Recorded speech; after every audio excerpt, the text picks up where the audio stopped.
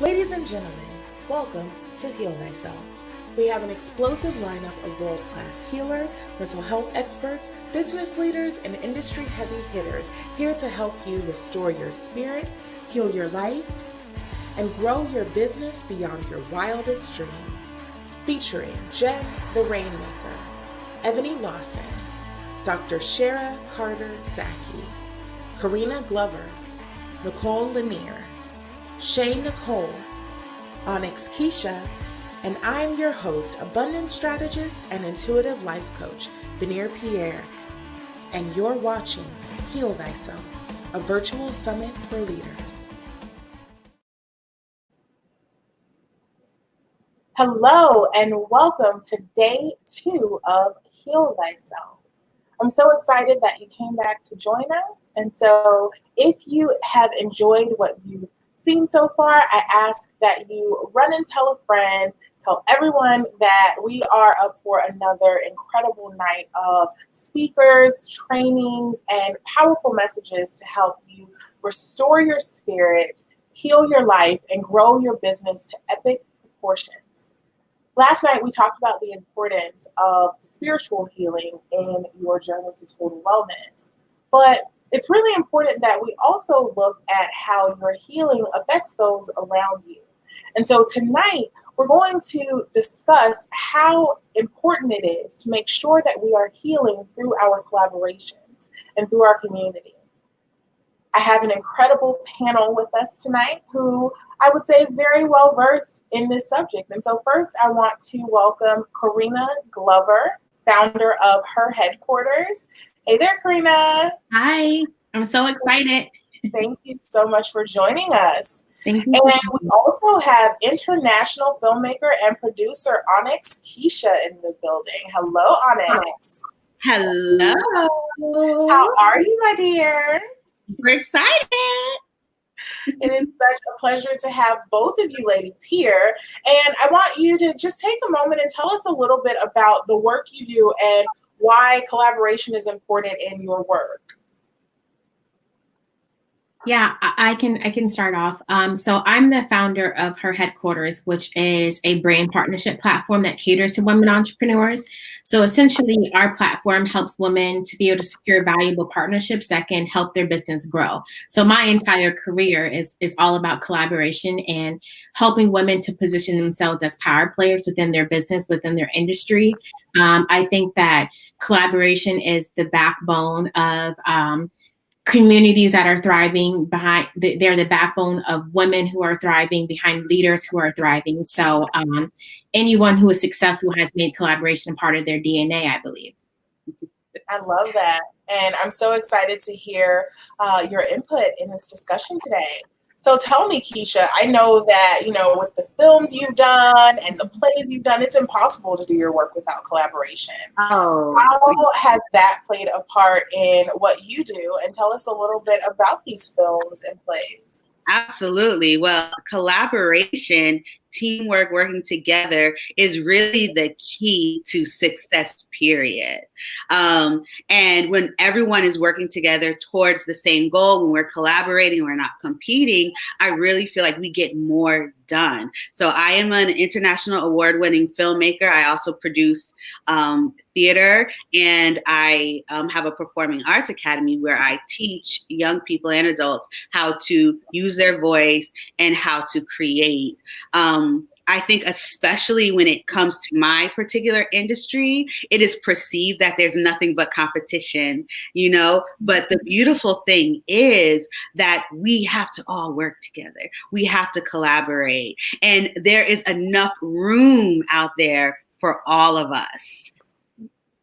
You're absolutely right. And you actually raised a good point that I think would be a wonderful place for us to start. So this idea of competition between women, and I hear all the time about how women can't work together and, how there's so much competition and almost crabs in a barrel. Right? That somehow in order for me to win, that means someone must lose. But I know that both of you ladies have done an amazing job of partnering with some really powerful women and creating some amazing projects. How do you keep competition at bay? I will say that girls are worried about competition and women are worried about building empires through collaboration and having allies. That's the if you are a competitive minded person, you haven't quite grown into your womanhood yet. And that's okay, because I think at some point in everyone's personal journey, they didn't start off as queens per se. Like we all start off as princesses, I think. But brands like there are some things that or there are some brands that we all look at as goals. Like we would love to partner with these brands, or we would love to be successful like these CEOs. And I think brands like Nike, Visa, Beyonce's Ivy Park, the Honey Pot, those are all brands that have made collaboration a strategic part of their growth strategy. Like you don't want to be the person that's limiting your success. I don't. And my success doesn't have boundaries. So if I can partner with Keesha and Veronica and Monica and Leanne to help me build the foundation of my empire, I want all of you. And I want to help you too. So I think everyone hits a point in their life where they start to realize like no single empire was ever built working alone. So you need them to thrive. Absolutely. I absolutely agree. There's something that I often say about how queens, it's important that queens are surrounded by other queens. And this is a conversation you and I have had before, Carina. Yeah. And the difference between a queen and a princess is that princesses are catty. They are all vying for that position. Right. And so, I lose something if you're the princess that's chosen. And so it's really important that I keep everyone from getting to the top. So that's my position. But a queen, oh, honey, there's nothing you can do to take away my queendom. And so we can share strategy, we can share tips, and it makes all of us better. We thrive together. And so this idea of making sure, like, I love what you said about girls compete and women collaborate. That's brilliant. Mm-hmm. How do you make sure that you have women and queens in your circle? Onyx? So I completely agree. And I feel like as you evolve and as you grow, you start to realize that the competition is not with outside people. The competition is with yourself. I'm very competitive, but I'm not competing, especially against another woman who looks like me or is in the same field. But I'm constantly competing with myself to make sure that I am living up to my highest self always. And what was success to me last week doesn't look like success to me today, and I think your tribe, as you mentioned, Benir, is so important. And I think there are some telltale signs. If pettiness is present, if non-communication is present, if leading with emotion and not logic is present, then these are signs that maybe the people who are in your circle have not yet evolved to understanding their queendom and understanding that there's no real need to protect it against other people, because what is for you is for you, Mm-hmm. Yeah. That is so everything she said. Absolutely. I love, and this is why I surround myself with queens such as yourselves, because it's so important to recognize, like you said, that the competition is within. I'm competing to be a better person than the person I was yesterday, last year. There's nothing, again, that you can take away from me, because what's mine is mine. So I absolutely love that you made that point. So my question is, in leadership, often we are seen as being so strong and having it together, and especially when we have brands where we are the support for so many people, vulnerability is often seen as a weakness. And I don't believe that we have segments of our lives. And so, yes, we can say that in our business life we collaborate. But the truth is that if there's not one single life and harmony in that life, there's an imbalance somewhere. And so being a leader, how do you incorporate that collaboration in your personal life through vulnerability? Woo-wee. I'd like to take a stab at that one. You came out with gloves. Man, because it's so essential. And especially for creatives or coaches or anyone who has to use their energy to help build their business. Being transparent and being vulnerable is essential to your success. And so you have to be really intentional in your personal life. You have to be really intentional about connecting with and trusting the people who you choose to be around you, so you can be vulnerable, so you can be open. Because if you have friction or resistance in your personal life, it's going to show up in your professional life. And transparency, and that's what I'll be speaking about later, and vulnerability and telling your story. Like, if we look at that from a healing perspective, it's powerful. But then when we look at that from a business perspective, you have to tell your story. That is how your business is going to be successful. It requires you to be transparent. It requires you to be vulnerable. And that starts with being all of those things in your personal life. I think sometimes the times that we need to be the most vulnerable and ask for help, that's when it's the most difficult to do so. So what tips do you have for really showing up authentically and saying, hey, I need help? Carina? Yeah, I want to go back one step. I think that sometimes people are not always at a place where they have really mastered discernment.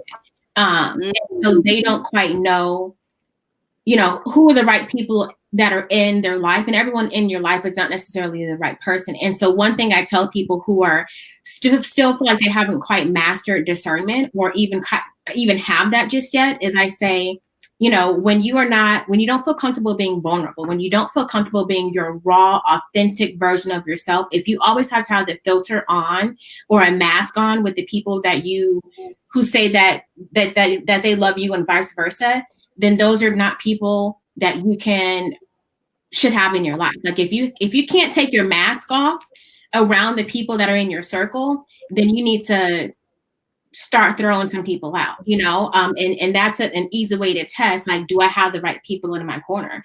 But I would say, I forgot what the question was. That was absolutely fine.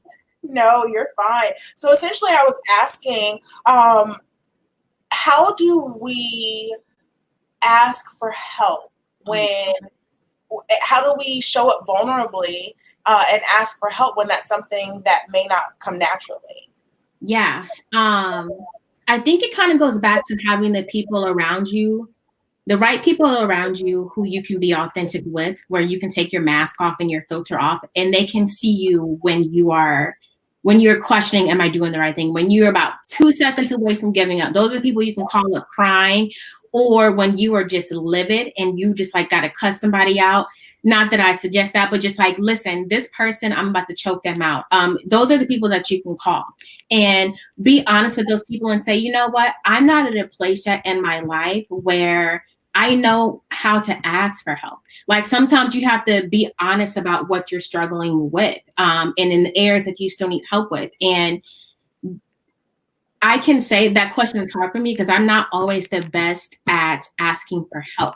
And I think I'm one of those people where it's like, to me, it's common sense. If you see me over here stressed, you see me over here on edge and snappy, to me, it's obvious like, oh, something's wrong. Maybe you should, I'm thinking I would go to, hey, are you cool? Do you need help with anything? But I also had to learn the hard way that the way that my brain is programmed and what comes natural to me may not come natural to someone else. And it doesn't mean that they love me any less. It just means that they think differently and they're wired differently from me. Something that pushes me to ask for help is actually something, Benir, that you told me a couple months ago. And you said it's not about avoiding being on E, it's about keeping your battery as full as possible. So when I start to feel my battery getting low, I set boundaries, and then I say, hey, I need help with this, even if it's just some patience, even if it's just, I need you to call me, I need you to come visit me, I need you to distract me. So the recognizing the status of my battery helped me to learn when it was time to ask for help.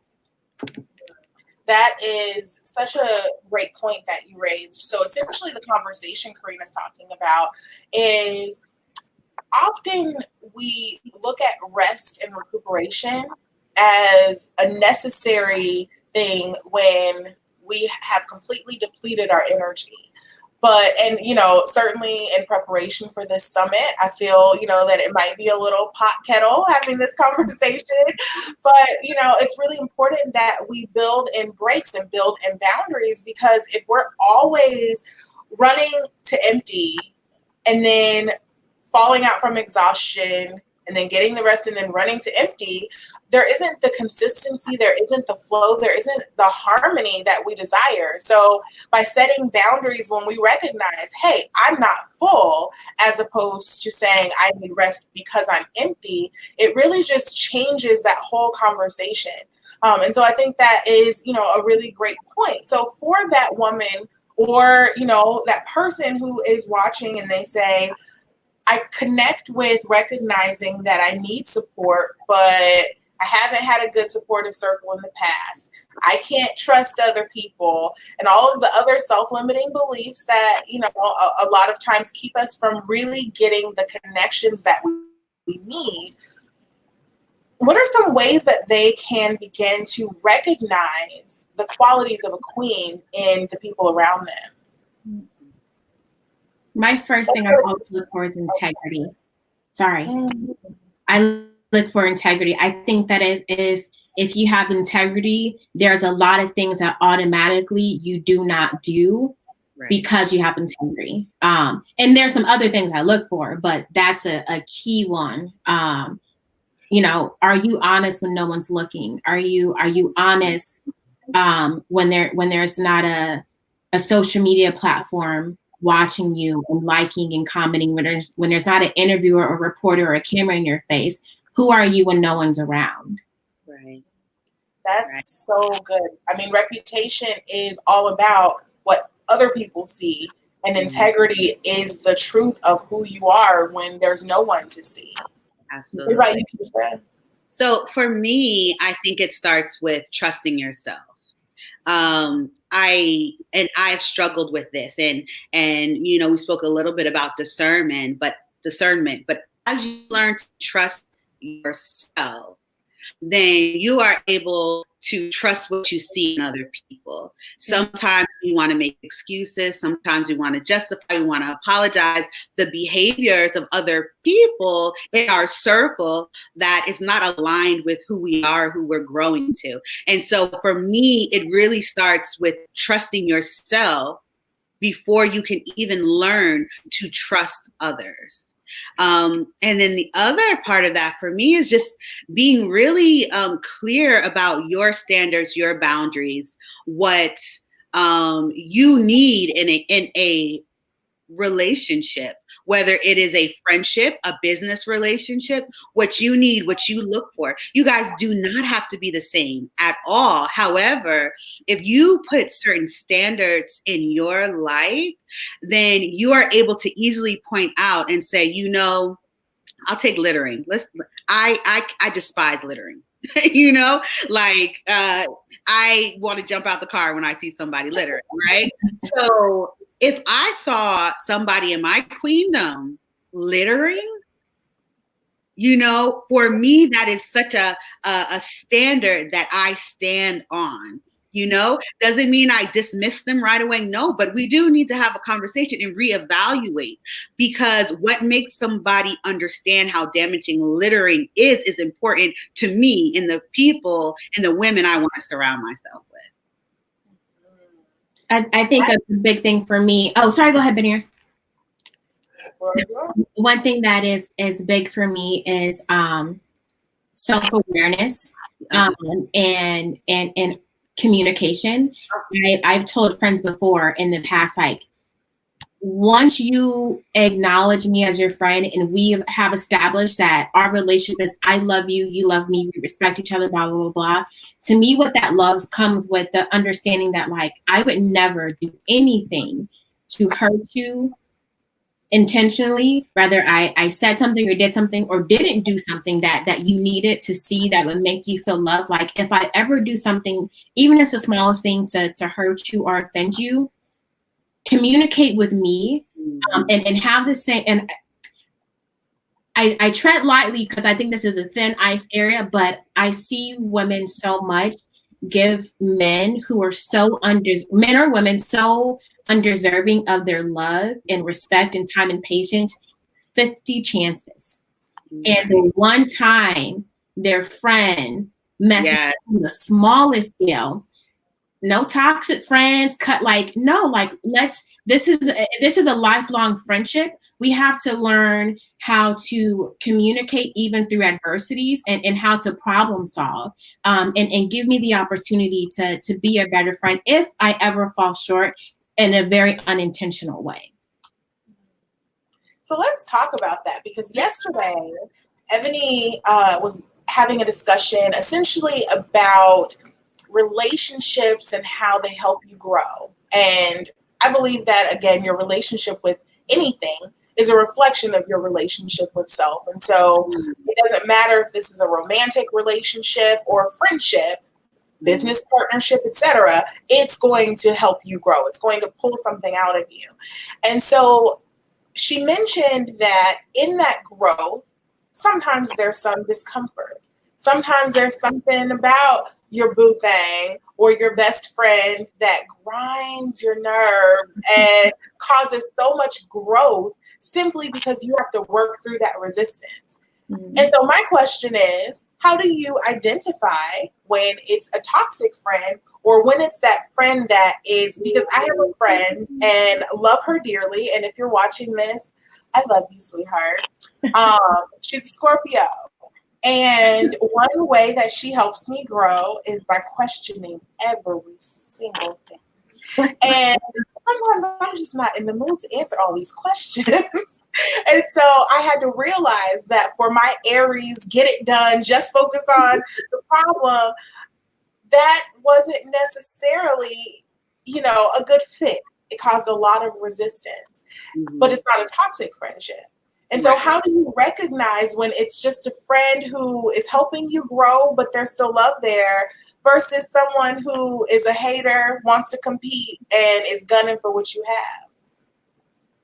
Well, for me, it goes right back to trusting yourself and your discernment. And as you evolve as a woman, your intuition really grows. I do believe in giving the people we love grace. I want grace, and so I think it's important to give grace in those relationships that hold value to you.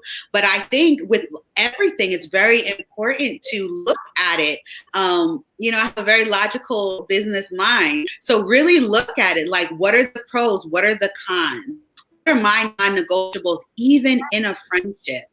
What is the intention behind this person's behavior? Is it to break me down or is it to move me forward? If I communicate with this friend that when you really do this, it makes me feel XYZ, and there's not a compromise or changed behavior, or you don't feel heard, then that is part of a toxic relationship. But if you're able to communicate, if you can identify the intention behind it, and if you love each other in a space where you're able to give that grace, then do that and continue on, and just know, this isn't the friend that I'm going to call when I just want to cry because she's going to give me the real, and I don't want the real. I just want some tissue right now. Be aware of that. Yeah. I used to be the person, especially in friendships, where I would miss all the red flags. And my real friends or my boyfriend or husband, they'd be looking at me like, yo, homegirl over there, that's not it. She's not sure. And I was so benefit of the doubt, no, she probably meant it like this, or she probably blah, blah, blah. But once, thank God, I found some common sense and a little bit of growth. I think that rather someone is genuine or rather someone is a snake, they can't help but to be consistent in showing you who they are. And so a good way to identify is this a toxic friend, or is this someone who cares about me? They just irk my nerves sometimes, is to see how they respond to your hurt. So when you communicate, this bothered me, or this kind of, upset me, whatever it is you're trying to articulate, seeing how they respond and how they follow up with that response. Is it a manipulative, oh, I'm sorry, I didn't mean it that way, and then continue shady stuff? Or is it, I didn't realize that, I would never have said that if I knew that this would bother you or hurt you, and I'm sorry, and it never happens again. Like, pay attention to what they show you consistently. Yes.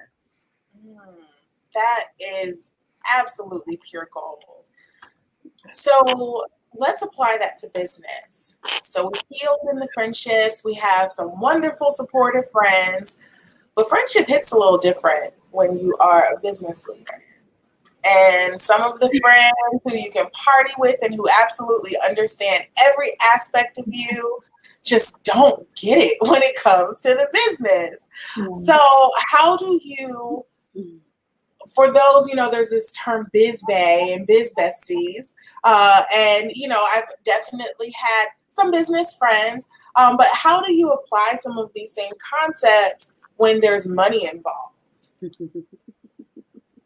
And why are you laughing? Makes me want to hear what that laugh is. I mean, because that is so real. Money changes everything.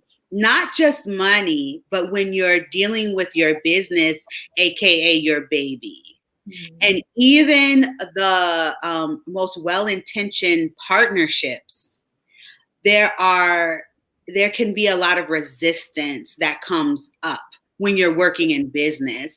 And so I think it's very important, at least for me, because I do a lot of the people I work with have become family, have become friends.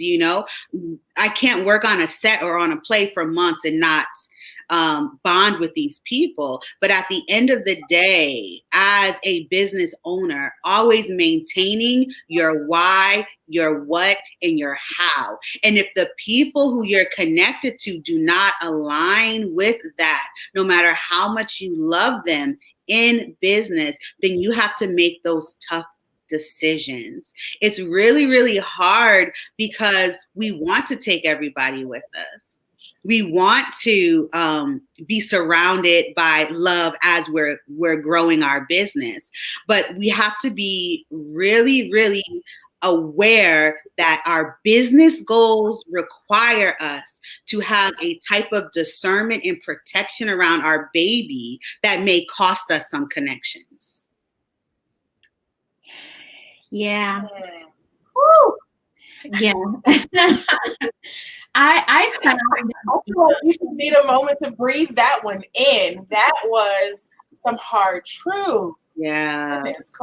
I think the last part of what she said really hits home for me, because I found that, so I'm not lonely in the sense of like a romantic relationship or anything like that. But when I stepped into the role of being a business owner, I noticed a significant increase in me feeling lonely. And part of that is because I have some great friends and some family members that will cheer until their arms are tired for me, right? But when they're cheering on the sidelines, and I'm the only one on the battlefield. So even though they love me and they support me,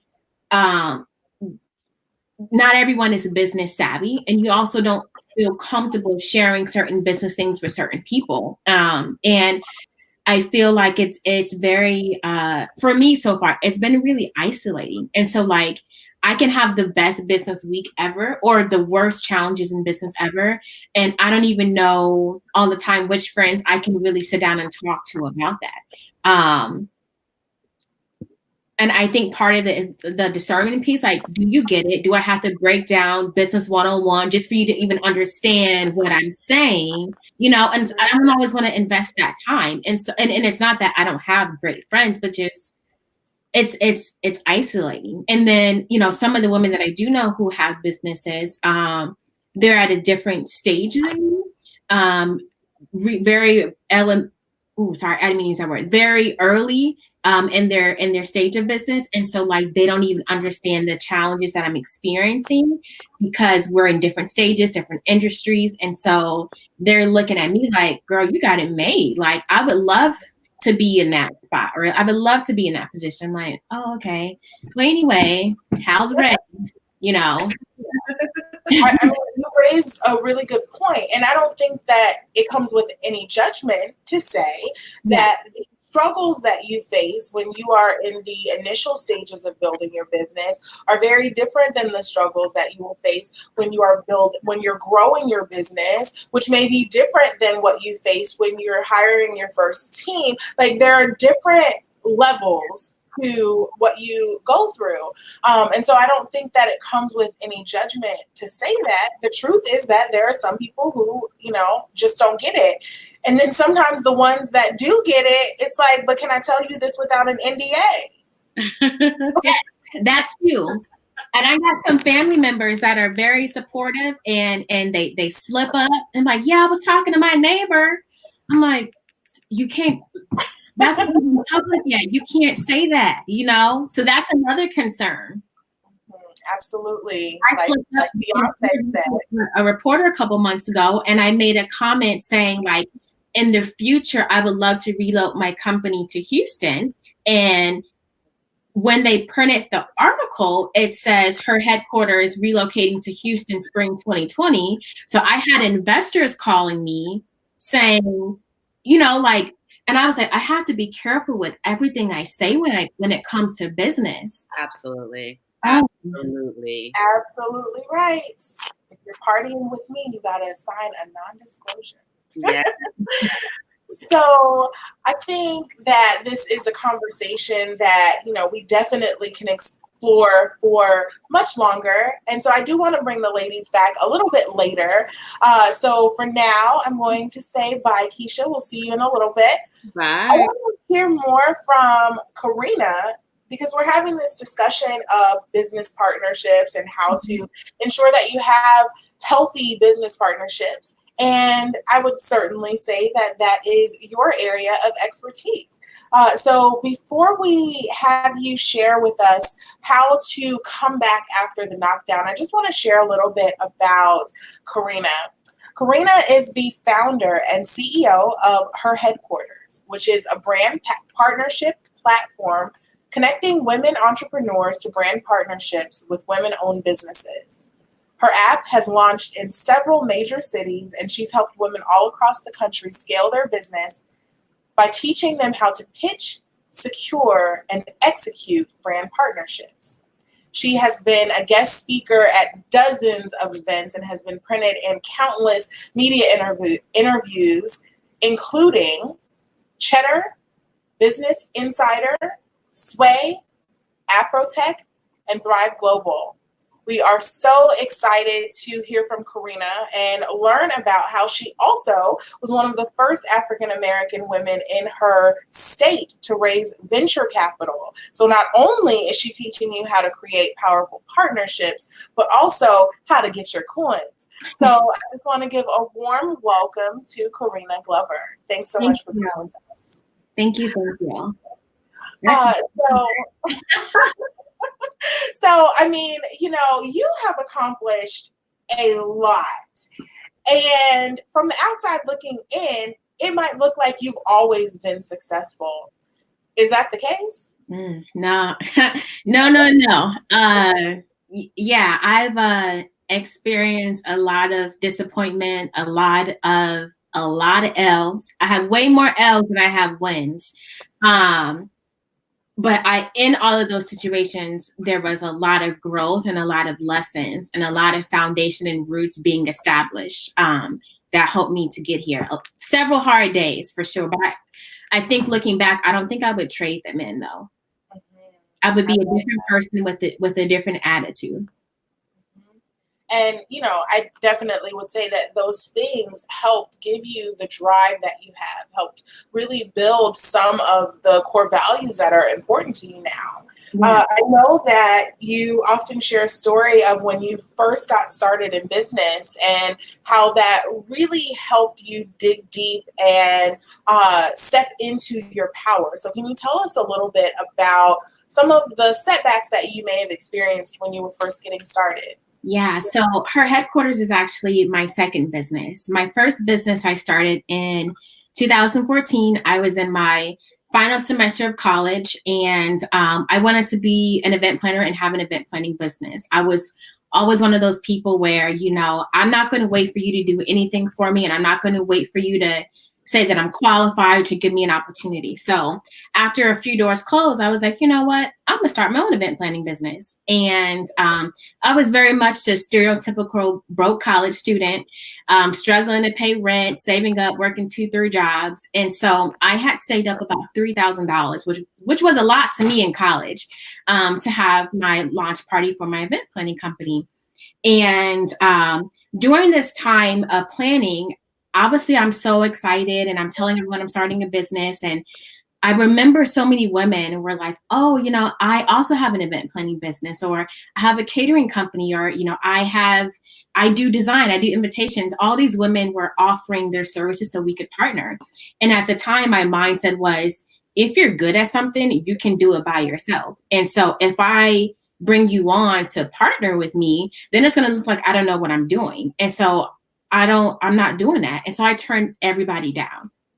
I thought I could plan this party by myself. And at the time, being only 23, 24, I thought when you start a business, that means you get a logo, a website, have a launch party, boom, you out here, you're making money. Like, I thought it was that easy. I've matured a little bit since then. I'm not, yeah. And so this was November. And I remember it so clearly. Like that morning, I woke up. It was the day of my launch party. I had sent invitations out to about 75 to 100 people that I wanted as ideal clients. And that morning, I remember getting my hair done, getting my makeup done. And you would have thought I was going to the Grammys. Like, that is how ecstatic I was. Like, you could not tell me nothing, Kanye style.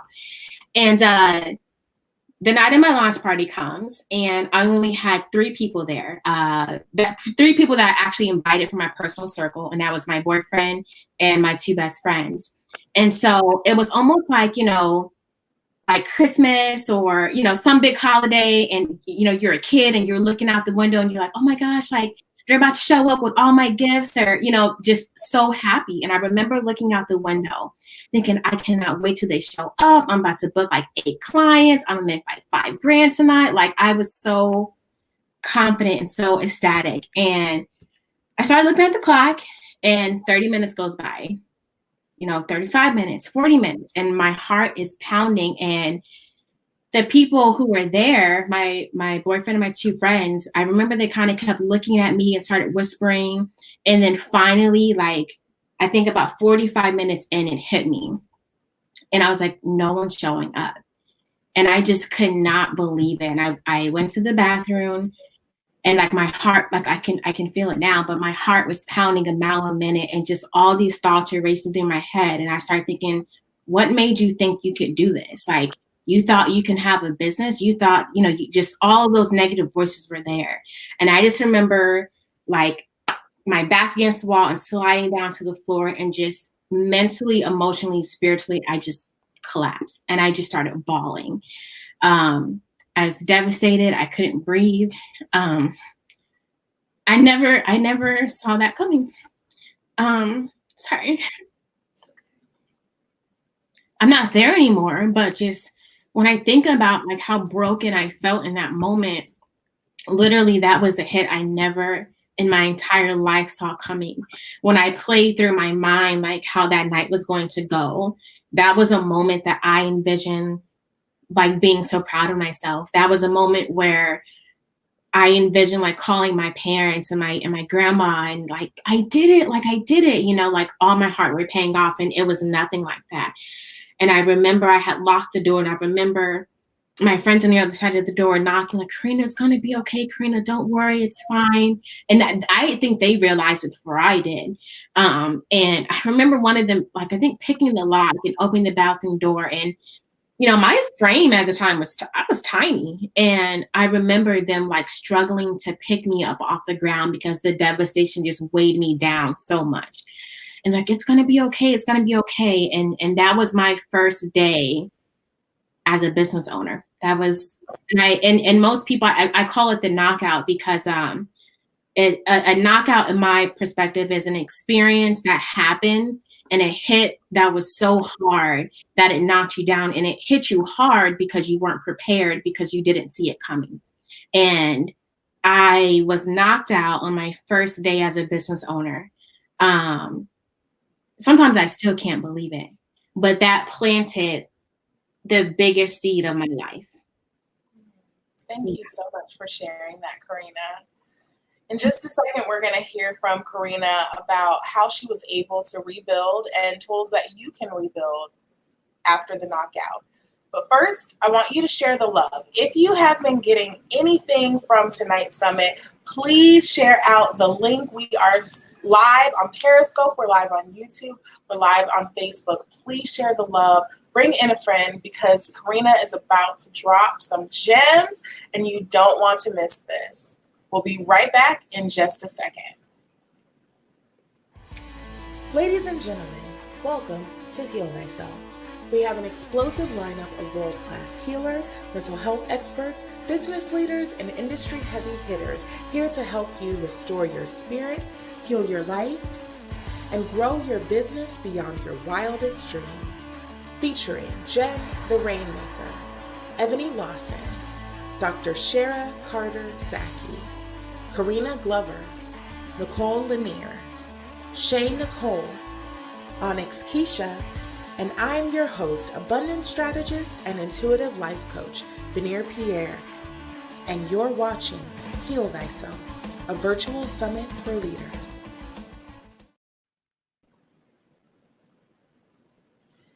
And we're back. I'm Benir Pierre, and you are watching Heal Thyself. Right before the break, we had Carina tell us about her first knockout on her very first day as a business owner and how that almost knocked her out of the ring. I'm sure that many of you can relate. Planning tirelessly, putting in so much blood, sweat, and tears for a launch, for a program, to get the word out about your business and not getting the results you want. Not getting the support that you think you should have from your friends, from your family. And for many, that's enough to get you to stop before you even get started. And so I'm so glad that Carina did not stop after her unsuccessful launch. And to look at her now, she's had many, many, many successful launches since then. So I would love to bring Carina back on, and we want to hear, how do you rebuild after the knockout? The floor is yours. Thank you. So, you know, when you introduced me earlier, you were talking about Business Insider and Cheddar and, you know, HerHeadquarters. And, you know, we have hundreds of women on our platform for all type of different industries. And everyone doesn't see that. And sometimes I am surprised, I don't know if that's the right word to use, that I'm still here and that I've had as much success as I've had, in knowing that I haven't even scratched the surface of what I'm supposed to be doing in my lifetime and the success I'm going to see. But one question I'm always asked, like, you know, how do you pick yourself up after something like that? You know, for me, it was investing all of my time and my money and months of planning a launch party and it being an epic failure. And for you, you know, it might be something different. It might be something in your relationship, something in your business, something in your career. But either way, a knockout is a knockout, no matter what it was that hit you. And so I would say that there's 5 kind of key steps to not only survive that experience, but to transform yourself into the champ in the ring, essentially. And one of the first things I would say is, you cannot tend to something if you don't acknowledge that it happened and acknowledge that it's there. So my first step I would always tell people is like, you have to acknowledge the signs of you being knocked out, right? And those signs might be different for everyone, but some common signs are you didn't see it coming. You're on E after that experience. You have no energy. Maybe you don't have any motivation. Maybe you're embarrassed. Maybe you are questioning your worth or your purpose, or, you know, if you're on the right track. Those are some common things that you might be feeling and seeing after taking a hit that you didn't see coming and that you weren't prepared for. And it's important to acknowledge the signs so you can really understand like the impact of what you have just experienced. And the first thing I would say is if you are in that type of situation right now where something life-changing, something devastating, something that just breaks your heart every time you think about it just happened, it's going to be okay. I just explained earlier that the biggest seed of my life so far was planted in the worst night of my life. And so I don't know what your religious beliefs are, but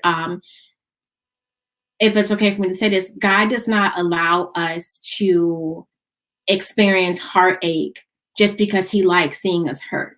He's not up there popping popcorn like, look at her suffering. Look at him devastated down here. Look what, you know, like that's not how it is. And so trust that even if you do not see the light, even if your heart is heavy, even if you cannot even talk about what just happened publicly yet, it's okay. And after that night happened for me, remind you, I said that only my boyfriend and my 2 friends were there at the time.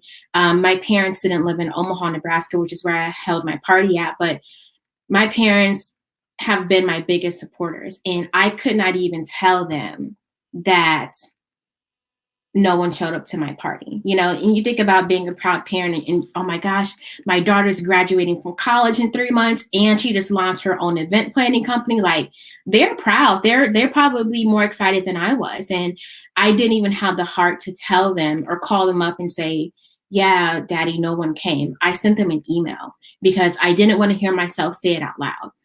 Because I knew that I was so emotionally fragile and broken that saying it out loud would just make it all that more real. So I sent my parents an email, and just a few weeks ago, I went back to look at that email, and the subject line was no one showed up.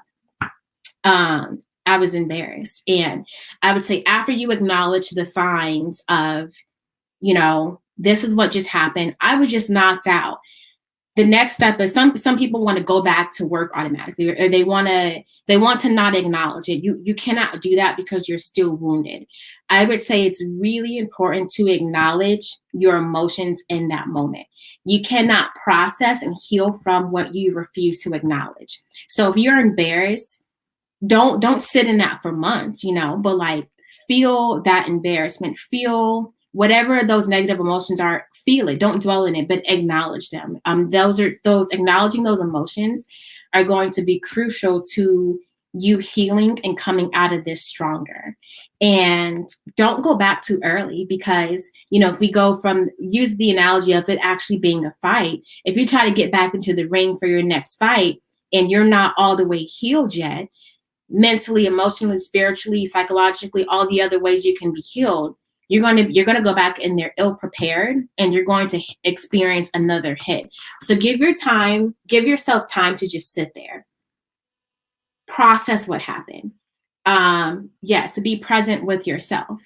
And if that means you have to be alone, then that's okay. I didn't answer the phone for weeks. You know, I remember my mom and dad calling me and I was like, I don't want to talk to them. Like, I don't know what to say because if I talk about it, I'm just going to break down crying. So I would only text people, hey, I'm fine. No one showed up. I'm still alive, you know? And I remember every day I opened our refrigerator for like the next week and a half.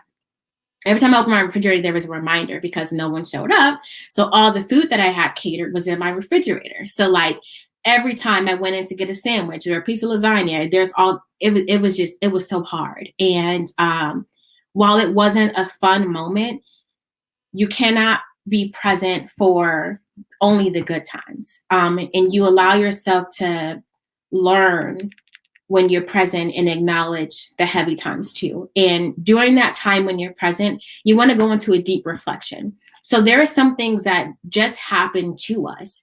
And then there's some things where our response or our planning or our actions or what we did or didn't do definitely plays a part in the current situation. And you have to really figure out, how did I get here? Because the only thing worse than being knocked out is not learning from that knockout and then experiencing a similar situation that's way more detrimental because you refuse to sit down and take the time to absorb and analyze and reflect.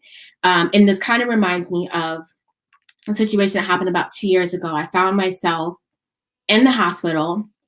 I had been hit head on by a truck. The truck didn't see me coming. He hit me at about 40, 50 miles an hour, totaled my cars in the hospital. I was unconscious. It was a really hard time for me. And as I was in the hospital, I remember my phone ringing, and it was my boss's executive assistant. They weren't calling to check on me. They weren't calling to send flowers. They weren't calling to see if I needed anything. They were calling me to see when I was coming back to work. And I remember getting off the phone and just being like almost disgusted, not with the phone call, but I was disgusted with myself. And I was disgusted with myself because at this time I had let go of my event planning business and started the process of trying to figure out, how do I build this company, HerHeadquarters, that I have now. And I was sitting in the bed and I was disgusted with myself. And I was disgusted because I thought, you are in the hospital and your job is calling you so you can come back to work, and you don't even have PTO. You don't have any sick time because you're a part-time employee and you're making $12, $12.50 an hour, and you are a college graduate. You have worked with the Grammys and the NFL Honors Awards, and you have done all these your portfolio is the truth. And you're sitting in this hospital bed crying, and you have your insensitive boss calling you, asking, when are you coming back? And I thought, in that moment, I realized that it wasn't my fault that I had been hit head on. It wasn't my fault that this guy didn't see me. It wasn't my fault that I was in the hospital, but some of my decisions contributed to me being in this situation. And I remember thinking in that moment, like, how did I end up here? And I say that was a second knockout moment in my life. And going back to the event planning situation, I remember in that moment when I was kind of isolating myself, staying off social media, ignoring phone calls, just sitting in my house, eating all these leftovers. I remember thinking, what did I do that contributed to this epic failure? And there are several mistakes that I made. The first one is that I had so many people offering their assistance. They were saying, I want to help you be successful in the launch of this company. I want to help you win. How can I help you? These are what my talents and my expertise were. And my mindset limited my success. I turned all those people down. Number two, I sent out, like I said, almost 100 invitations, and I didn't follow up with anyone. I didn't require anyone's RSVP. Like, I was event planning amateur of the year. And there were so many mistakes that I made, but although I've never made those mistakes, again, it was important that I acknowledge, how did I end up here? Maybe everything isn't my fault, but maybe there was something that I did that I could learn from to make sure I never experience a hit like this again for these reasons. And so when you are isolating yourself, when you are feeling the depth of your emotions, that embarrassment, the anger, maybe questioning, what do I do next? When you are reflecting, do whatever it is that fills your spirit back up. If that's praying, if that's meditating, if that's journaling. And I can tell you, no one loves an inspiration story more than someone who needs inspiration. So in the depth of your hurt, just be writing. Today I felt like this. I cannot believe this happened. One day, the pain that you're living could be your bestseller. One day, as you are almost covering and reporting on from a personal level the ugly experience that you're living in right now, that could be a movie one day, you know. Like I've always felt that your blessings, which come also in the disguise of blessings sometimes, are never just for you. So even the hard lessons you've learned and the pain that you've endured and the growth that you've had to endure in in various ways and seasons, those lessons are not just for you to keep up to yourself and be stingy with. So during this time of reflecting, if you're in that moment, pray, meditate, journal, and become self-aware and really dig deep into yourself. And like I said, don't blame yourself, but also find ways to which you to analyze the situation and figure out how could I have done better to not experience the situation. And as you're identifying ways to become better and to not repeat that situation, it's really important to identify, what does the new you look like? So as I spent weeks really figuring out, you know, how did this happen? And trying to figure out, how do I tell people? Because everyone wants to know, how did this event planning launch party go? Because I have been bragging about it for months. And so everyone wants to know, how did it go? And I remember asking myself, do I want to be the person who gave up on day one? Or do I want to be the person who kept going despite getting knocked out on day one? And obviously I chose option 2. So as you were going through this, once you get to a place where you're really starting to think about, what are your next steps? Despite the situation that's happened for you, figure out, who do you want to be after this? It's okay to have scars. It's okay to have moments in your past where the story wasn't pretty, you know, and that's fine. So I would say, really figure out what's the next chapter look like, and who do you want to present yourself as? And once you identify the new you, then nurture that seed. So I decided, you know what? Day one sucked. Day one had me wounded for months. You know, it had me embarrassed. It had me heartbroken and devastated. But I decided that, despite the fact that day one sucked for me as a business owner, I wanted to be the person that was going to own the go-to event planning company for people in the entertainment industry. And so once I decided to get out of bed, once I decided to get up off the bathroom floor, once I decided to keep going and figure out who I was and not who I wanted that moment to define me as, then I hit the ground running. But I stayed down long enough to heal, if that makes sense. I did not rush the process of recovering. And knockouts, sometimes you're not just wounded physically, not always. You can be, if a knockout hits you hard enough, you're going to feel the impacts emotionally. You're going to feel it spiritually. You're going to feel it mentally. Like I said, when I was on the bathroom floor, I remember thinking to myself, like, who do you think you are? Why did you think you could have this much success? You know, you're just some girl from North Omaha. And for those of you who don't know Omaha, North Omaha is the hood. Like, who do you think you are? I thought stuff like that. And it takes a long time and a lot of intentionality, and it takes a strong support system. It takes people that you can be vulnerable with. Earlier, we were talking about taking off your mask. It takes you having people in your corner where you can take your mask off and show the raw version of yourself too, no matter how ugly or pretty it is. And I needed those people. And then I told them, okay, the old version of me was kind of cocky. The old version of me didn't allow myself to accept help.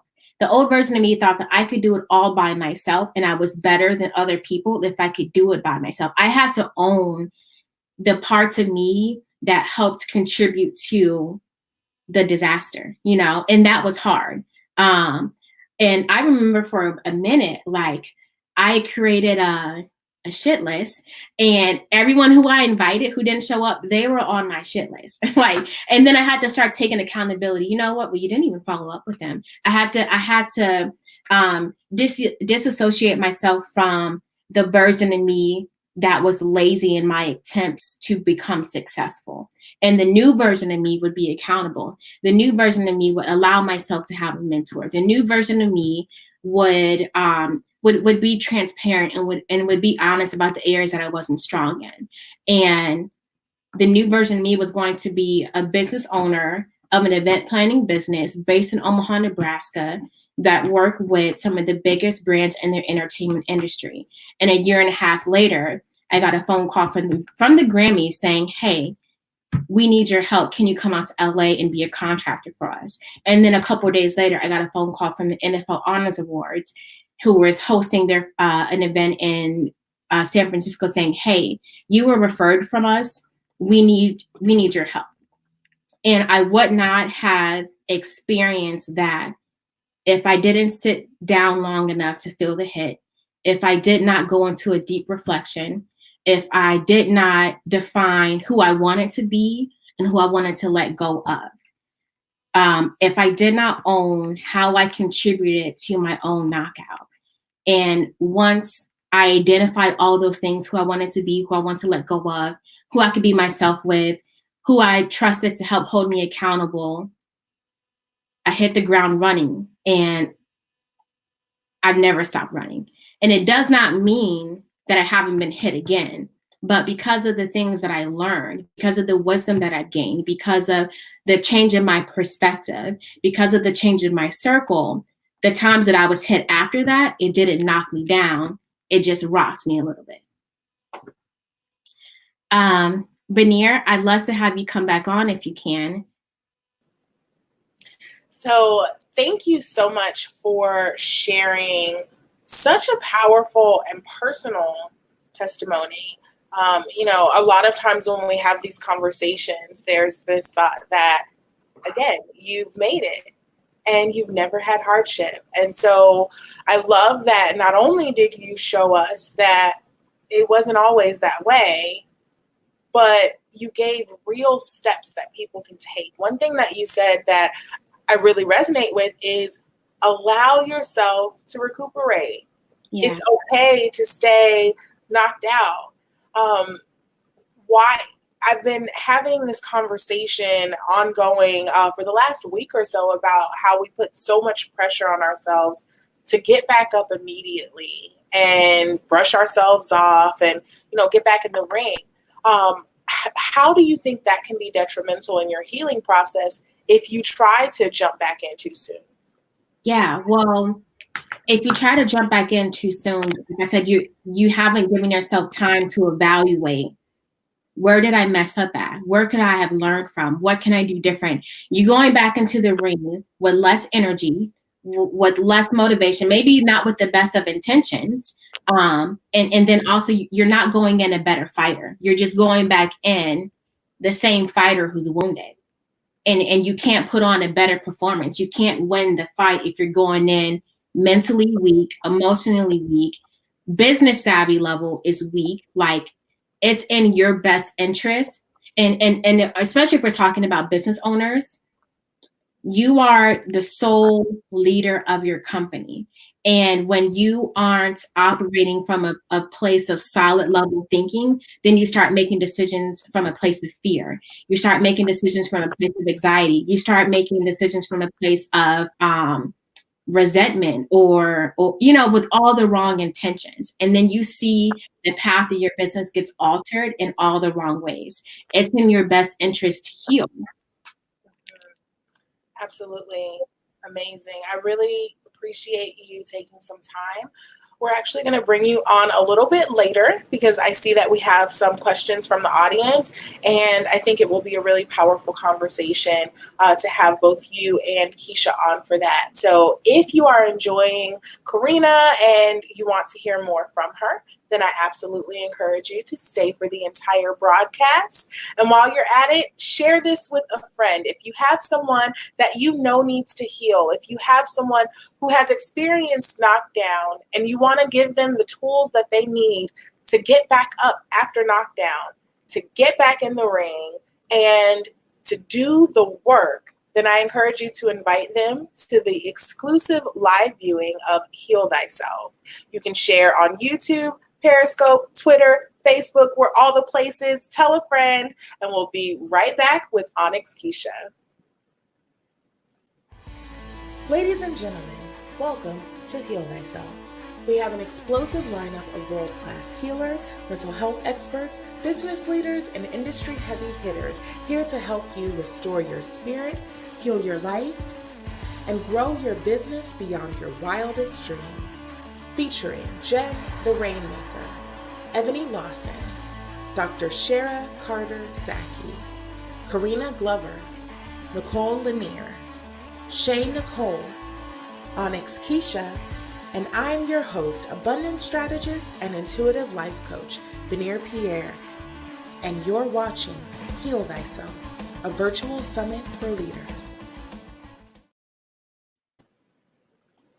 And we are back. Thank you so much for tuning in to Heal Thyself. I'm your host, Benir Pierre, and I am here with Onyx Keesha. How are you, Onyx? I am blessed. How are you? So I truly feel that you are a woman who needs absolutely no introduction. I mean, all it takes is a quick look through IMDb and it speaks for itself. But I'm going to save you some of the work and tell you a little bit about Keesha. So she is an award-winning international filmmaker. Onyx Keesha can be seen both in front of the camera as well as behind the camera. Her body of work is extensive and her passion for film is unmatched. In addition to acting, producing, and directing, she's dedicated to teaching film to girls and women through her program, Indie Pink. Her goal is to empower female indie filmmakers to think big and have the skills to compete in any industry where women are grossly underrepresented. I am so grateful for the work that you do to help women show up unapologetically. And so it is such an honor and a pleasure to have you here with us. Welcome, Keesha. I'm super excited. Thank you. Absolutely. So this has been a conversation that I have been waiting for because there are so many people, you know, we've shared some of the hardships that you experience as an entrepreneur. Yesterday, we shared some personal hardships that people may experience, whether it's through their upbringing or, you know, relationships. And I'm a firm believer that pain just does not get to stay in your life for free. And so today you're going to be telling us about how to heal through your art and how to use your story to help other people heal. And so my question for you is, how can you help your community heal simply by telling your story? So I am just a really huge advocate of being transparent and of telling your story. It's so important that we share not only our victory moments, but also, as we just talked about, our knockdowns. Because that is truly how you heal and how you impact the community, how you connect with others, because you're being open and you're being honest. And to me, art and creation is a universal language. It connects to everyone, whether it's visual art or it's music or it's theater or it's film. It's something that can speak to so many. And so I love to share with people how to tell their stories, because you never know who it's going to impact. And it's not about being a filmmaker. It's not about being a professional spoken word artist. It's about using art and creative energy to really, really, really get your story out. Absolutely love it. And I mean, I already can hear your passion, so I am absolutely not going to hold things up any longer. I am so excited to hear from you and give you the stage so that you can tell us how to tell our story. So here's Onyx Keesha with You Have a Story, Now Tell It, Quarantine Edition.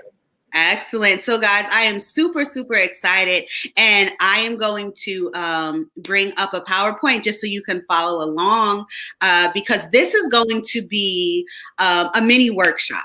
I go around the country and I teach people how to create film, how to write plays, how to enhance and increase their visibility through digital media.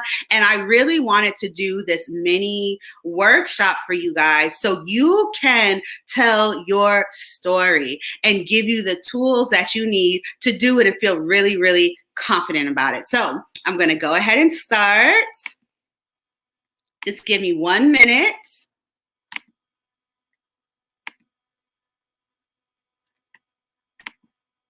I'm coming.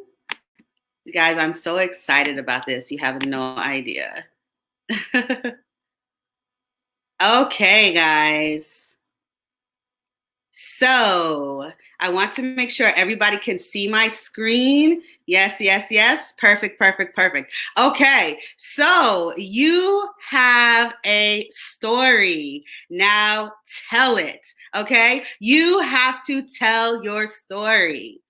Art heals, period. I say this all the time. This is not just something that I got out of a textbook or a message that I've heard. This is truly how I feel. Art heals. It's something that I have experienced, whether I'm working with young people or I'm working with adults who are returning to getting in touch with their creative side. It really, truly heals.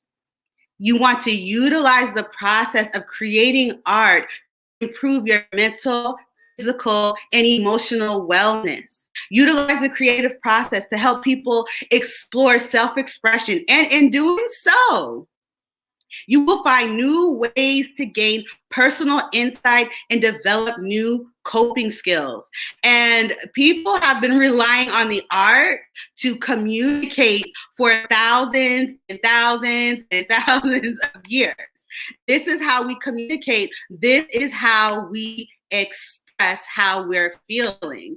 Now, I've experienced this many times where I am doing a project or I'm working with somebody who is on a project and they are being healed through the process. The character or the words or the experience is helping them to reflect on their life and helping them to gain some insight into some of the things that they may be thinking about or dealing with. Storytelling. So I'm really, really, really big on storytelling because stories create magic and a sense of wonder in the world. Stories teach us about life, about ourselves. Stories help us connect. Stories help us process our feelings, allow us to touch each other. Telling your story can truly be a huge healing experience. And so now I want to talk about transparency. And I want to take this moment before I dive into that to show you how this has played out in my life. Last year, I was diagnosed with breast cancer. My career, my everything was on the rise. I had made the most I had ever made in my business. I was on red carpets with celebrities that I only saw on TV. I was, in Broadway theaters. Everything was happening for me. And bam, I got the diagnosis for breast cancer. And I started a journey that would take a year, 20 weeks of chemo, surgery, 9 weeks of radiation. And in the midst of it, I lost my father. And when I first started this journey, I was conflicted. I did not think I was going to share it because I was afraid of how it would look. I was afraid that the business connections I had would count me out. I was afraid of showing up, with a bald head from chemo. I was afraid of being weak, but I decided that I needed to share my story. And throughout my entire journey, not only did I document it, but I used social media as a platform to share it. And now on the other side, now that I have beat cancer, I cannot tell you how many people message me and tell me how me being transparent and sharing my story truly affected them, how it helped them, how it healed them. And the reality is that it really was healing for myself. And so that's why I'm a huge fan about transparency. So what is transparency? This is like a buzzword that people use. You got to be transparent. You got to be transparent, but what does it mean? So transparency is intentionally bearing your soul to the world by showing your true self to others. Most people hide their essence in fear of rejection, lack of self-confidence, being brokenhearted, lack of fulfillment in their life. We all hold back. And sometimes it's really scary to be transparent, to be open. But through transparency, people allow themselves to feel their emotion without trying to understand or fix them. This is so key to me, guys. Being transparent, telling your story is not about fixing the problem. It's about sharing. And simply by you sharing, you do not know who you are going to touch. Now, we all know that there are people who are very, very successful, and we see them, they have, the bag and the shoes we like, they have the job we want, they have the husband or wife we want, their life looks great and they are successful. And we tend to measure ourselves up against that. And if they don't share, if they aren't transparent about what happened for them to get where they were, if they aren't transparent about their knockouts, then it can make us feel like we don't have what it takes to be where they are. But when we are transparent and we share our stories, it makes somebody else see, wait a minute, I'm going through that now. Wait a minute, this is how I'm feeling. I'm dealing with depression. I'm dealing with low self-esteem. And I'm looking at this person that I admire, and she was dealing with the same thing. Now, let me learn from her and let me at least know that it is possible, because now she's being transparent. That is the power of transparency and the power of telling your story. Now, let's talk about why, right? Why? What's the point? This is what I live by, guys. You never know who your story may help, heal, motivate, or inspire. I'm going to say that again because I believe this with all of my heart. You never know who your story is going to impact, who it will help, heal, motivate, or inspire. Art plus transparency plus storytelling equals authentic connections. You are able to make these authentic connections through your story on digital platforms. You're able to touch people who you may never get to see in real life. You're able to empower people. And so it's so important. That is the why. It's scary. You don't want to air, like we all have heard the saying, don't air your dirty laundry, keep family business in the family, all of that stuff. I get it. I absolutely get it.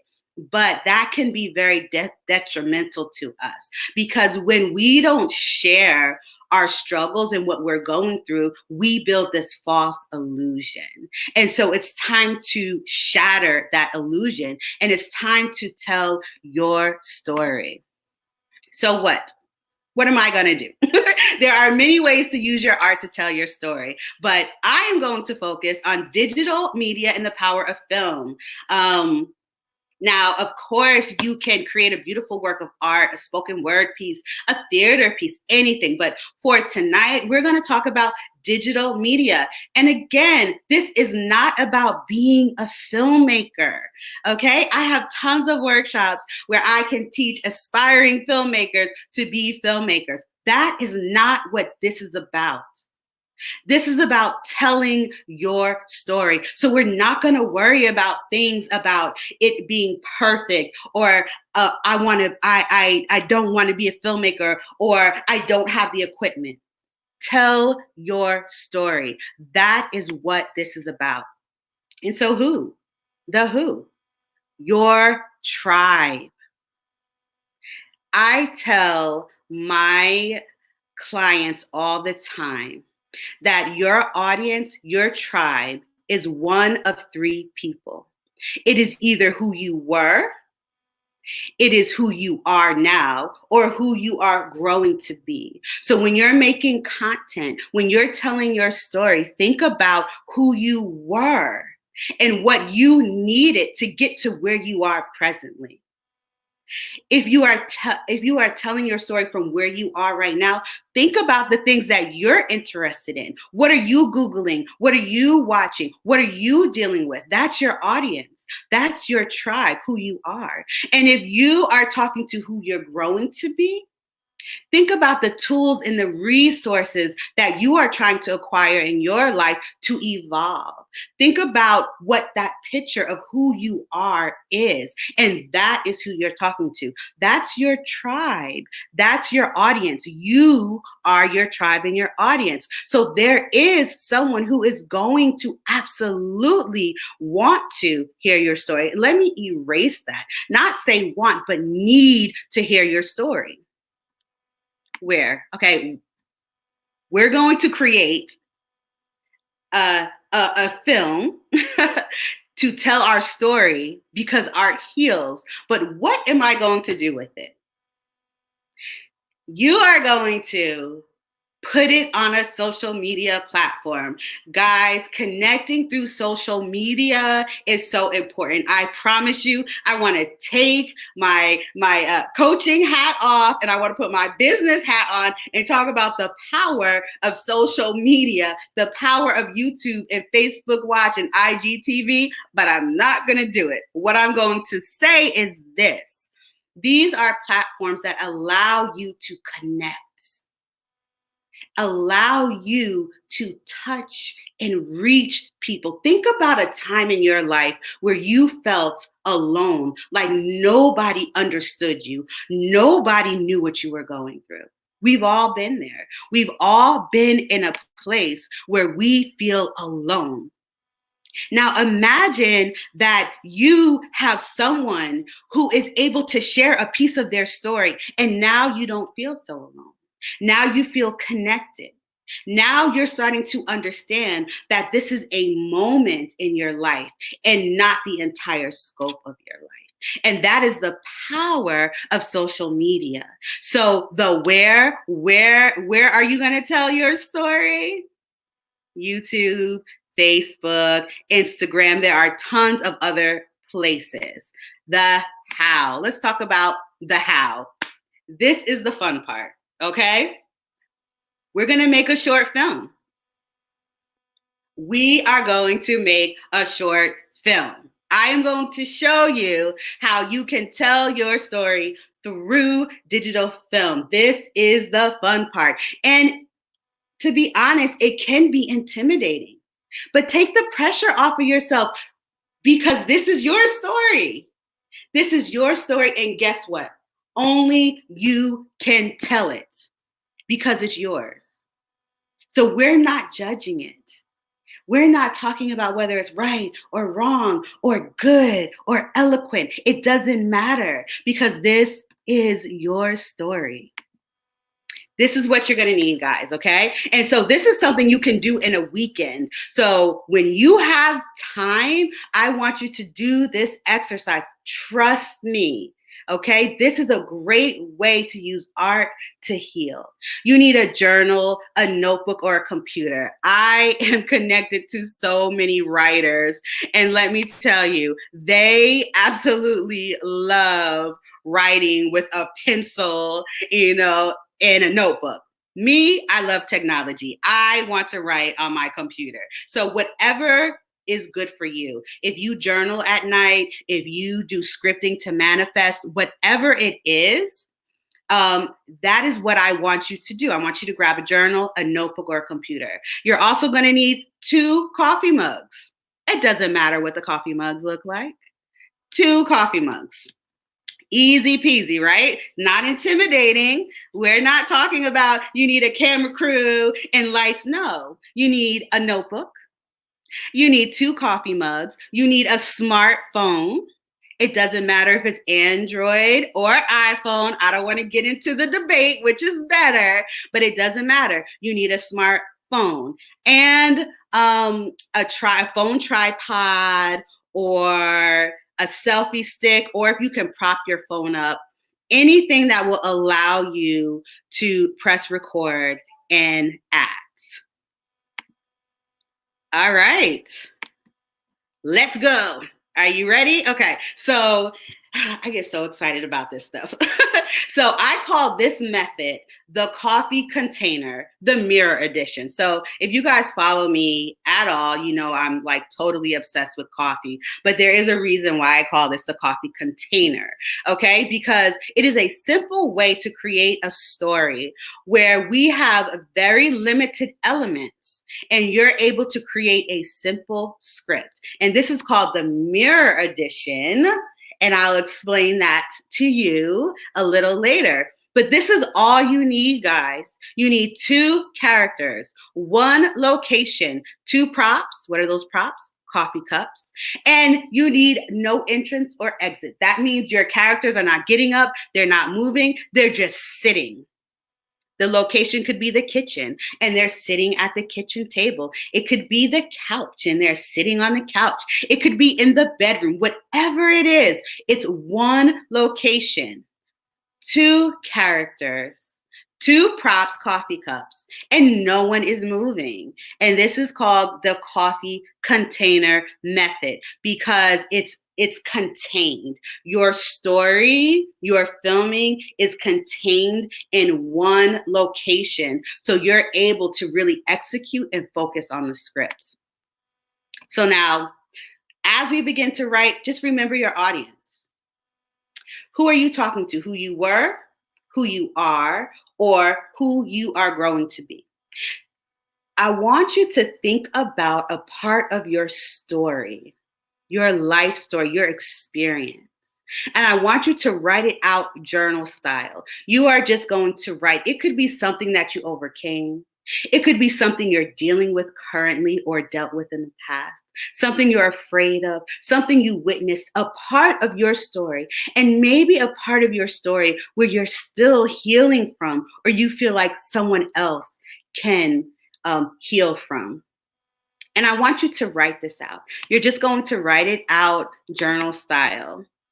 This is not your whole life, guys. I don't want you to write about when I was 5, this happened, and when I was 15, this happened, and now I'm 45, and this is happening. No, you're going to take a piece because storytelling is truly about taking little pieces of a whole story. And in those little pieces, those bite-sized stories, you find so much wisdom. So you are going to write a piece of your story.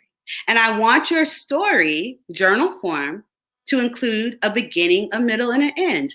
This happened, then this happened, and this is the end, or this is how I'm feeling now. It should be about 3 paragraphs long. After you do that, guys, I want you to write out your feelings. How does this story affect you? How does it make you feel?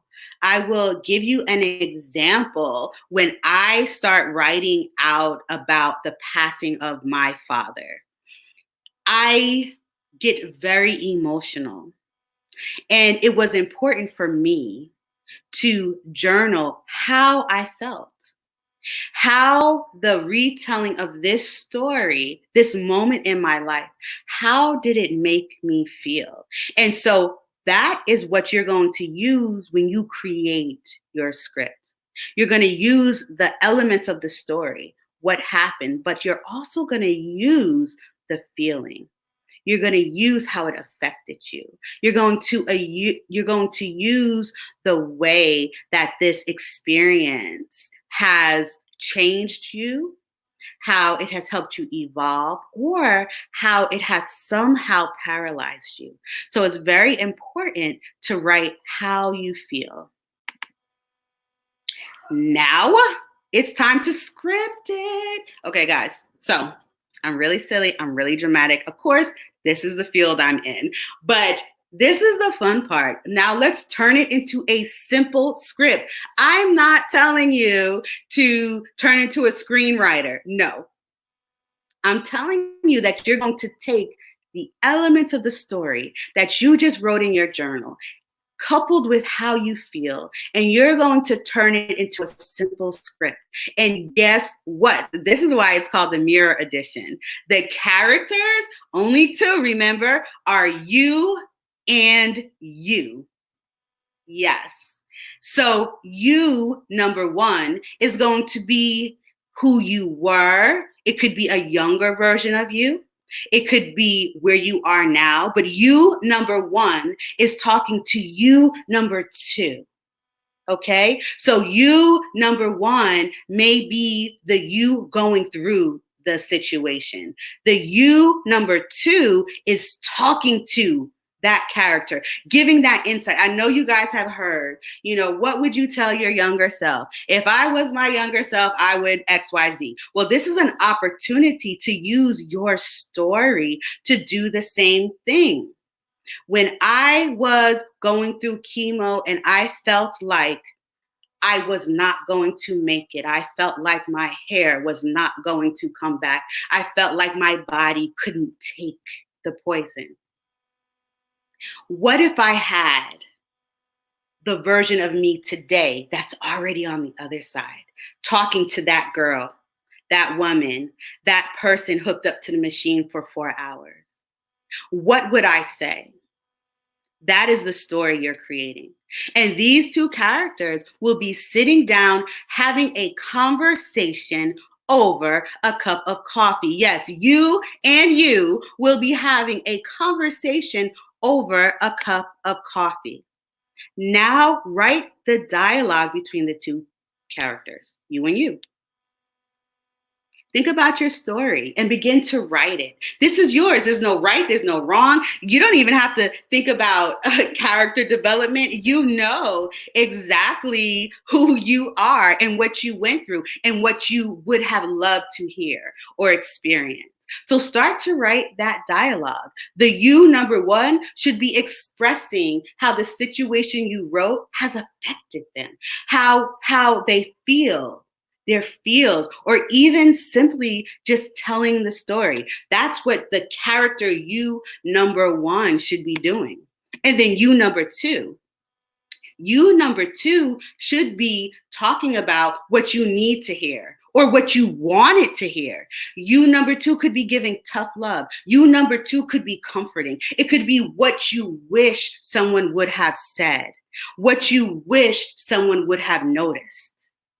This script should be no more than 3 pages tight, okay? Little film industry knowledge, 1 page equals 1 minute. And these coffee container scripts should be between 1 and 3 minutes. They're really short, but you will be amazed the storytelling that you can get out in 3 pages. Keep it tight, keep it simple, but remember your beginning, middle, end, and most of all, your why you're telling this story. So typed up, your script should be about 3 pages. And include these elements in your script: a beginning, a middle and end, and a problem and a solution. And this is all based on your story, guys. We're not creating characters, okay? We are not creating these characters that are in our head and we're giving them life. That is beautiful, you know? But what we're doing is we're telling our story as our healing process. So think about an area in your life where you really, really, really need to heal. Find a place that has light and is quiet. Set the scene, a coffee cup, and set your phone. Your smartphone, you need to just hold it horizontally, okay? And you are going to set your phone up and you are going to record you, number one, saying all your lines. It doesn't matter if you're an actress. It doesn't matter if you've done this before. You're going to hit record and you are going to record the lines, what you are saying, what you are feeling, what you wrote down in your script. Do this a few times until you feel really comfortable with it. And then you're going to switch positions and you're going to do the same thing for you, number two.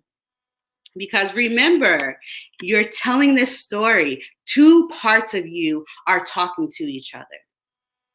And then we're going to edit. I'm trying to really show you guys how possible this is. I have some clients who do this. They do these mini movies consistently to help them process, to help them tell their stories. So every smartphone has an app you can download to help edit. You're going to take your clips and you're going to edit them together so it looks as if you're having a conversation. You are talking to you.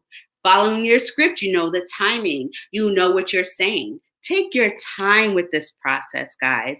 In the industry, editing is very tedious, it's very long, but it's where the magic happens. But more so, I want you to enjoy this process because this is where you get to hear over and over again, you, number two, pouring into yourself. This is where you get to hear what you wrote down. You get to process it and reflect on it.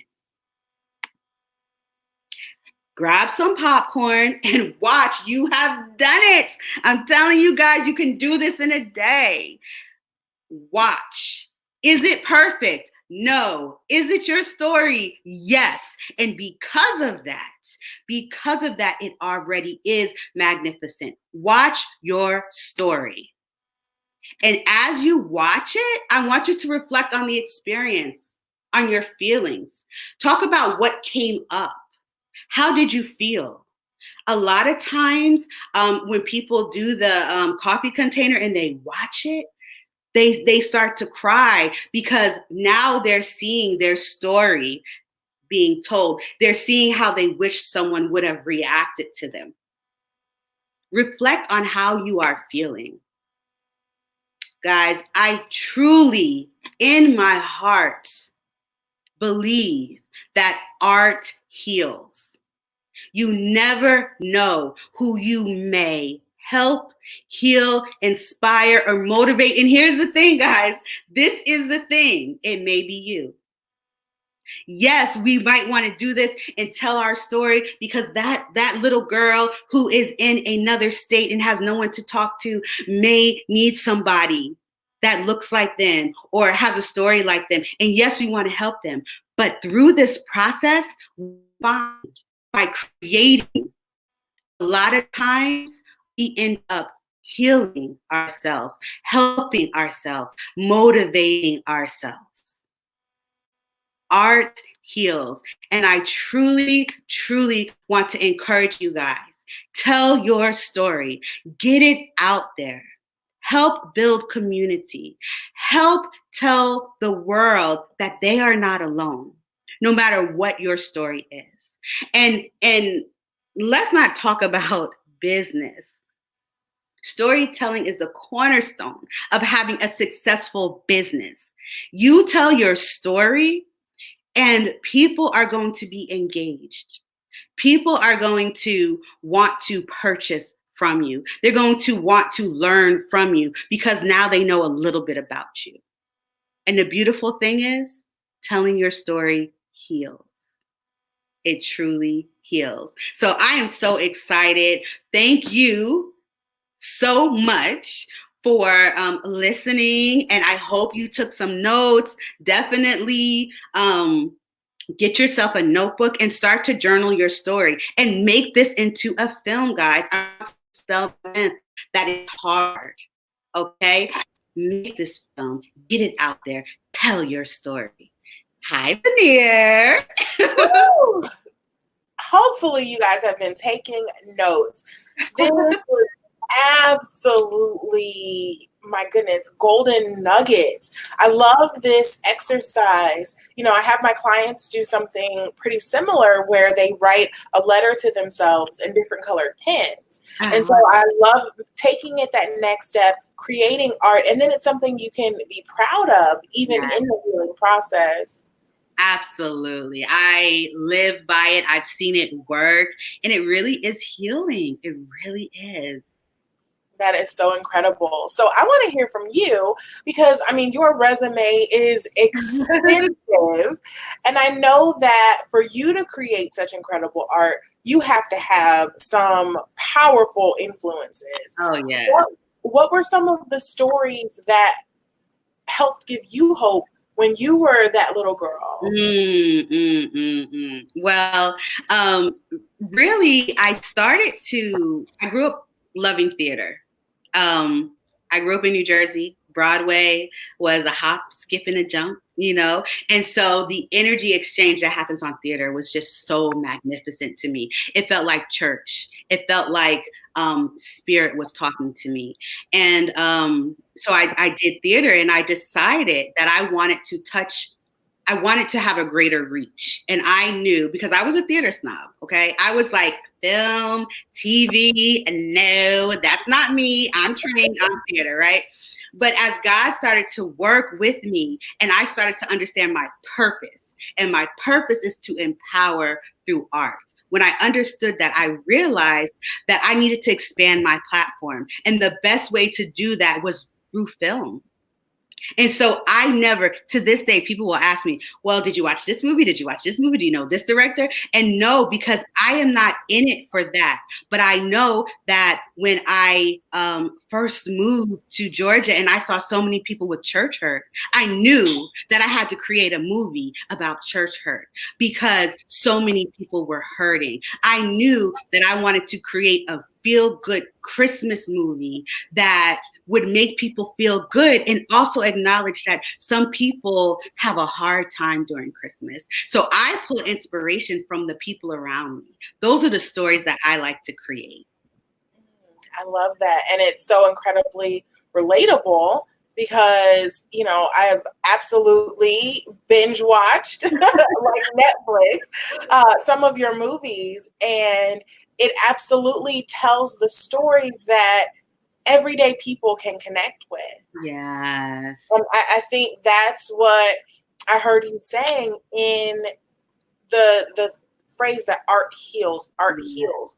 Not only does it heal you, but it heals those everyday people. Yes. And I love what you said about the movie, that even in healing them, it heals you. So there's this reciprocal energy. Absolutely. It's powerful. And I just want to tell everybody, you know, I'm just like, tell your story, tell your story, tell your story, you know, tell it, get it out in front of somebody and use it as an avenue to heal. So one thing that often comes up when we're talking about healing through our stories is what happens when there's someone that we love dearly who may have performed some actions that paints them not in the best light in our story.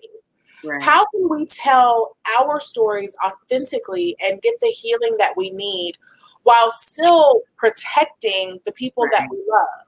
Right. That is a great question. And it is something that I still deal with today, you know. And so one of my coaches told me about how to tell a story and owning your part in it.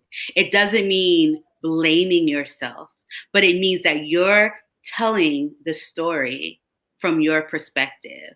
My relationship coach won't even let me have a conversation that involves, well, they did this, because it's about how I feel. And so when you focus on that part, it takes the focus away from they did this. And it becomes, I feel this. I am experiencing this and it's affecting me this way, and there's a thin line between telling your truth and protecting someone else. And I will always lean on standing in your truth because your truth is powerful. That's how we silence ourselves, because sometimes we are more concerned about how it's going to hurt somebody else than we are about telling our truth. And that is the first step to healing. Absolutely. And I think for many who have been in abusive situations, that's where abuse thrives, is in the silence. And so, many people have heard what happens in our house stays in our house. You can't tell these stories. This is a family business. And so really being open to getting the healing. And I love what you said about own your story. This isn't about trying to tell someone else's story or trying to project why we think they did something or psychoanalyze them. This is my story. This is what happened to me. This is my truth. And the truth is, I feel that if people want us to be painted better in our stories, they didn't know that they were birthing filmmakers and writers. They didn't realize that they were best friends with someone who would be on the bestseller list. So they should have behaved better if they wanted a better character. I tell people all the time, you know who you're dealing with, right? I am a filmmaker. Those are the people you do not want to upset. Filmmakers, writers. Yeah. They will spill the tea. Absolutely love it. Well, this has been an absolute pleasure, and we are looking forward to bringing you back to continue this conversation a little bit later.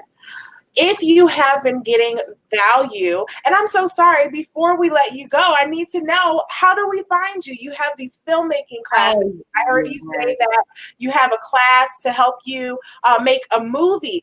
Where do people find you? Absolutely. I actually have a little slide that says that. But everything Onyx Keesha,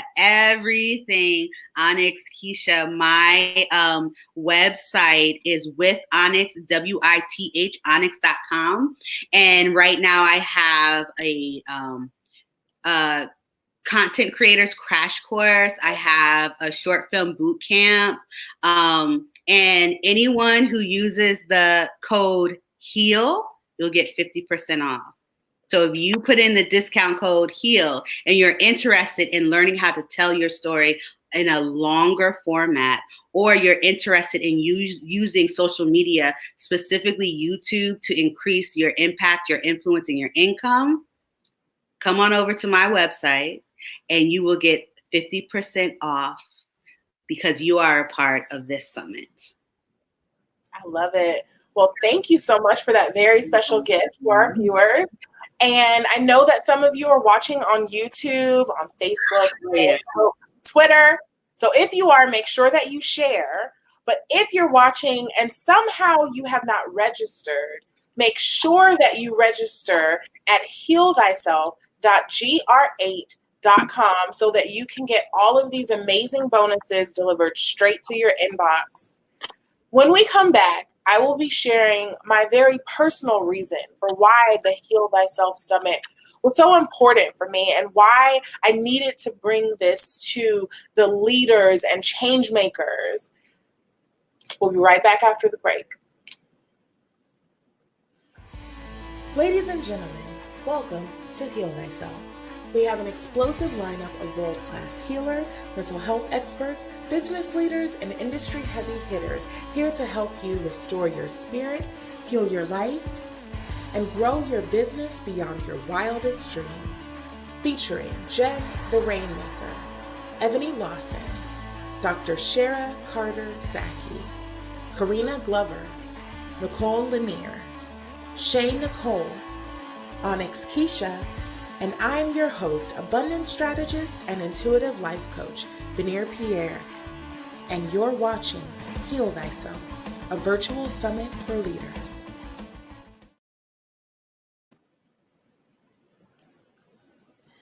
Welcome back to Heal Thyself. I'm Benir, Pierre, and I'm your host. And over the last 2 nights, we have had an amazing lineup of powerful women in business who are teaching us all things healing. We've learned the importance of healing your spirit. Tonight, we talked about healing and growing in business and relationships. And tomorrow night, we are going to dive deep into healing yourself and getting mentally healthy. But before we get into that, we're at about the halfway point, and I think it's really important for me to share a little more about why this summit is so dear to my heart and why it's important for us to do this. Yesterday, I talked about the fact that so many people are now seeing themselves sometimes for the first time. And it's bringing up a whole lot of things. And for a lot of those people, it's bringing up things that they thought they had healed, things that they thought they had overcome, and it's staring them right in the face. And I've said to several friends that my fear is not the number of people who will be affected by coronavirus. And I say that fully understanding that many people are affected by this virus. I personally have friends and loved ones who have lost loved ones as a result of this virus. So I take nothing away from that. But my fear is that as a result of the outpouring and the fallout from this virus, that many people are going to lose hope and forget who they are. And so my goal with the Heal Thyself Summit is really to help leaders, change makers, experts, people who are here with a purpose to change the world. The goal is to help you dust yourself off, get back in the ring, and live to fight another day. And so I think it's important that I share a little bit more about who I am. I am a leader. I'm a business owner. I'm a partner. I'm a daughter. I'm a friend. I am healed. And I can say all of these things because I'm healed because I've been broken. I'm a fighter because I've lost some fights. I thrive because I had to first learn how to survive.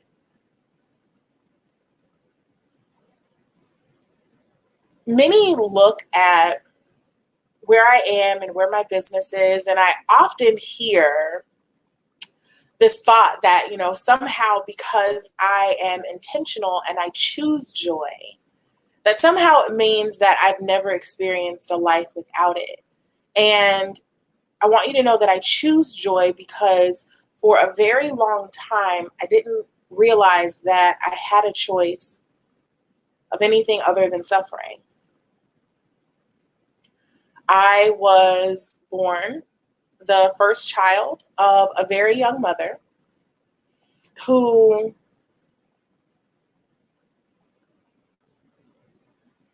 went through her entire pregnancy afraid and uncertain of what was ahead. She hid her pregnancy from every person around her. And there were a number of reasons, a lot of things that were passed down, and trauma, fear, rejection. And so she birthed this beautiful baby girl all alone. As soon as she delivered me, she put me into a duffel bag. And again, scared and all alone, she walked to the bayou in New Orleans. And she placed me in a hole. And Keesha just told us the importance of our stories. So before I continue, I want to first make a really clear distinction, because for a very long time, the story I told myself was that I had been abandoned at birth. And if you've seen me in any number of speaking engagements, or if you are familiar with my story, you've probably heard me say that I was abandoned at birth. But the truth is that I was not abandoned. Recently, I found the newspaper article from 1984. And the police officer who found me made it very clear that I was hidden.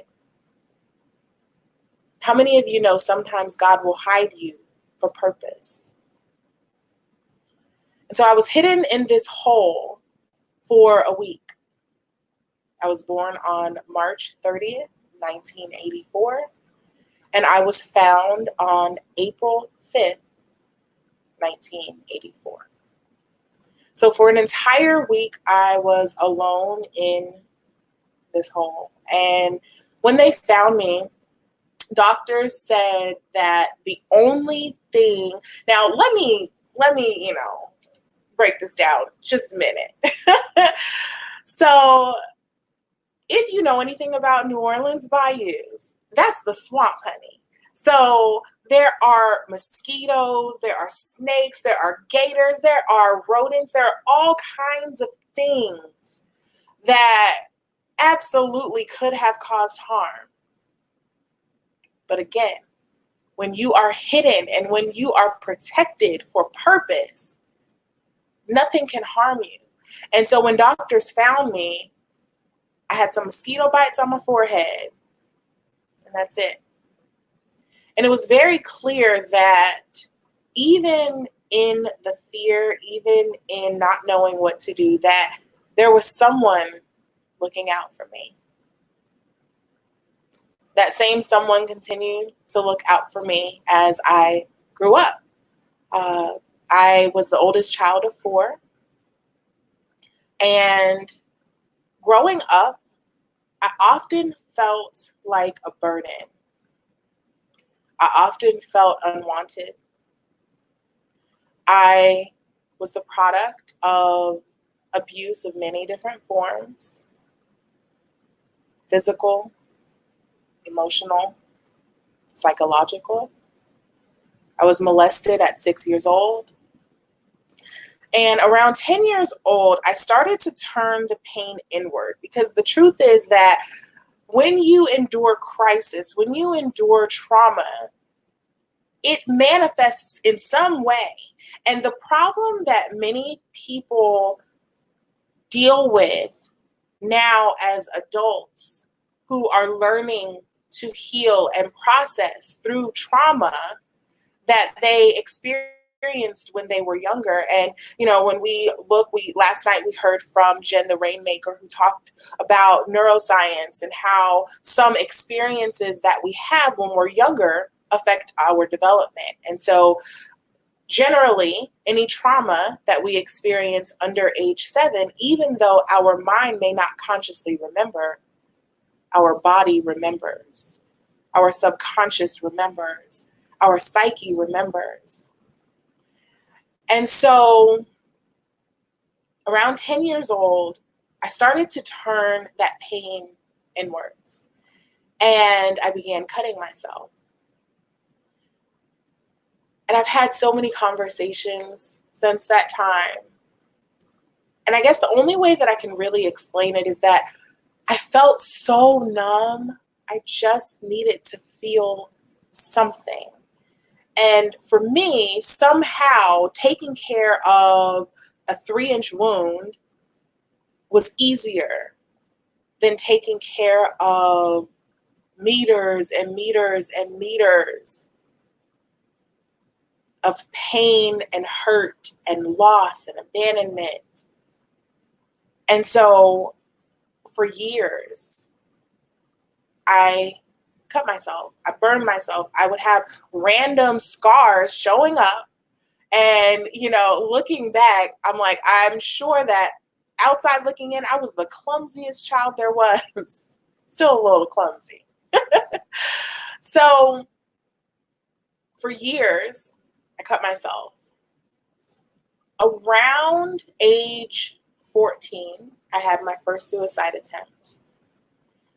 Because for me, cutting was never about wanting to die. In fact, it was me fighting to live. But around 14, it just became so much. By that age, I had become everything for so many people.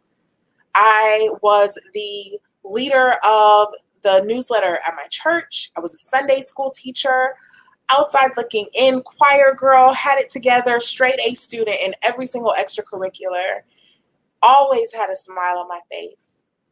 And inside, I was dying. And so around 14 years old, I attempted suicide for the first time. Around 16, I attempted suicide for the second time. And around 21, I thought that I was preparing for my final suicide attempt. And so I was in my dorm room at Howard University. And I was in such a state of, if I'm being perfectly honest, if anything, it probably was denial and avoidance. Carina spoke earlier about how important it is to own your part in the knockout. And I refused. I just felt that life was unfair and I didn't want to be here anymore. And it seemed so much harder to pick myself up and tap into my purpose and do the work than it did to temporarily, or permanently in this case, ease the pain. And so I just didn't want to deal with the pain anymore. I felt like, why am I always in the ring? I'm tired of fighting. I'm sorry. Please cut that. I'm so tired of fighting. I just want to have an easy life. So many people seem to have this easy life where everything isn't a struggle, everything isn't resistance. But what I didn't know is that resistance was building something inside of me that I needed in order to be able to serve at the level that I do today. And so at 21 years old, I packed up all of my stuff in my dorm room, went and threw it down the trash chute, because I was in such a space of denial that I didn't want to face who I was. I damn sure didn't want the people around me to know the truth of who I was, to read my journals and see how much I really was hurting. And so threw everything away in a trash chute. I filled a cup with all sorts of pills that I had been gathering for months in preparation for this day. High blood pressure pills that didn't even belong to me, pain pills, sleeping medicine, all prescription drugs that weren't even mine, that I had no idea how it would even affect me. I filled up a Dixie cup. I filled up a cup full of Tanqueray and Sprite. And I drank it on a Tuesday night, thinking that would be my last night. Obviously, I did not die as I'm sitting here. But a part of me did die over the next few days. And so the first day, I felt that I was almost sitting or floating, having an out-of-body experience, sitting in the corner of my room watching my crazy self, like, girl, what are you doing? Why? What were you thinking? And so the first day, the prayer was a very anxious, oh my God, please don't let me spend the entire rest of eternity in a fiery, burning brimstone. Because that's what my fear-based relationship with God told me at the time, is that if I stepped out of line and I did something that was a sin or that was not in line with God's will for me, that if I didn't repent, I would die and I would burn in hell for eternity and my soul was forever damned. And suicide is the ultimate damnation, right? And so the first night, the prayer was, God, please spare my soul. I promise if I had another option, I would have taken it, but I can't continue to live in this pain anymore. I know you did not send me here on earth to suffer. My whole life has been suffering. God, please just understand why. And just let me slip into heaven, please. The second night, that prayer changed because I realized, okay, you're not dead. And my roommate was coming in and out of the room, going to classes. I remember a few friends had called, and I was able to arouse just enough to answer the phone and mumble something to put their mind at ease and pass right back out. Again, I passed out on a Tuesday. So the next day in this experience, my prayer shifted to, okay, obviously I'm not going to die, God.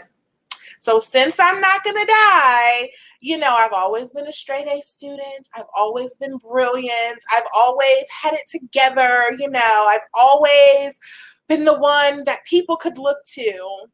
So I need you to protect my pride and let me get through this with no signs of what I've been through. I can't be brain dead from this, God. I need you to fix this because, I'm too smart. My ego won't allow that. And every time I say that, I kind of chuckle because I'm like, how clueless were you? I truly believe that in that moment, I had a choice of if I wanted to live or die. And I truly believe that had I chosen death, that I would not be here. And so I chuckle because it just feels so arrogant to say, just please don't let me look like what I just did. Because again, I have this facade, this mask that I need to keep up. I need people to believe that I'm okay, that nothing is wrong. And so the third day, that prayer shifted because I realized that I was so foolish and so arrogant to believe that what I was trying to take away in the first place wasn't even mine. How arrogant was I to try to take this gift of life that I had been given and throw it in the Creator's face as if it is nothing. And so my prayer changed to, God, if you just promise that I'm not going to have to go through this feeling of loneliness again. Because the thing is, at that time, I was the most religious that I've ever been. I joined the church at 11 years old. And when I say join the church, like literally anything that the church said was Bible for me, was law. And so I was in a very oppressive tradition. And that's not to speak ill against those who are connected with that faith, but my current understanding of God and my relationship with God is far too expansive to be based in fear.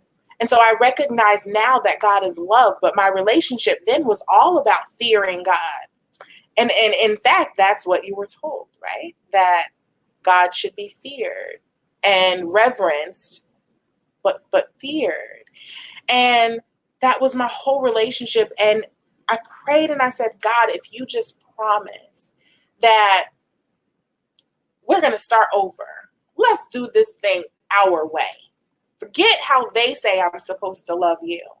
I need to know beyond a shadow of a doubt that you are always here right beside me. I need to know beyond a shadow of a doubt that no matter what I endure, you're with me.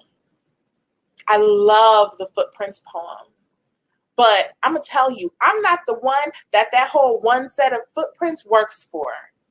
I need to be able to see, even if you need to drag a foot in the sand, I need to be able to see the evidence of relationship. I need connection.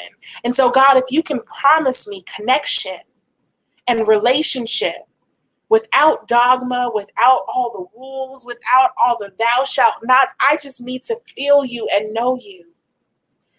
If you promise this relationship, I promise that I will walk in purpose.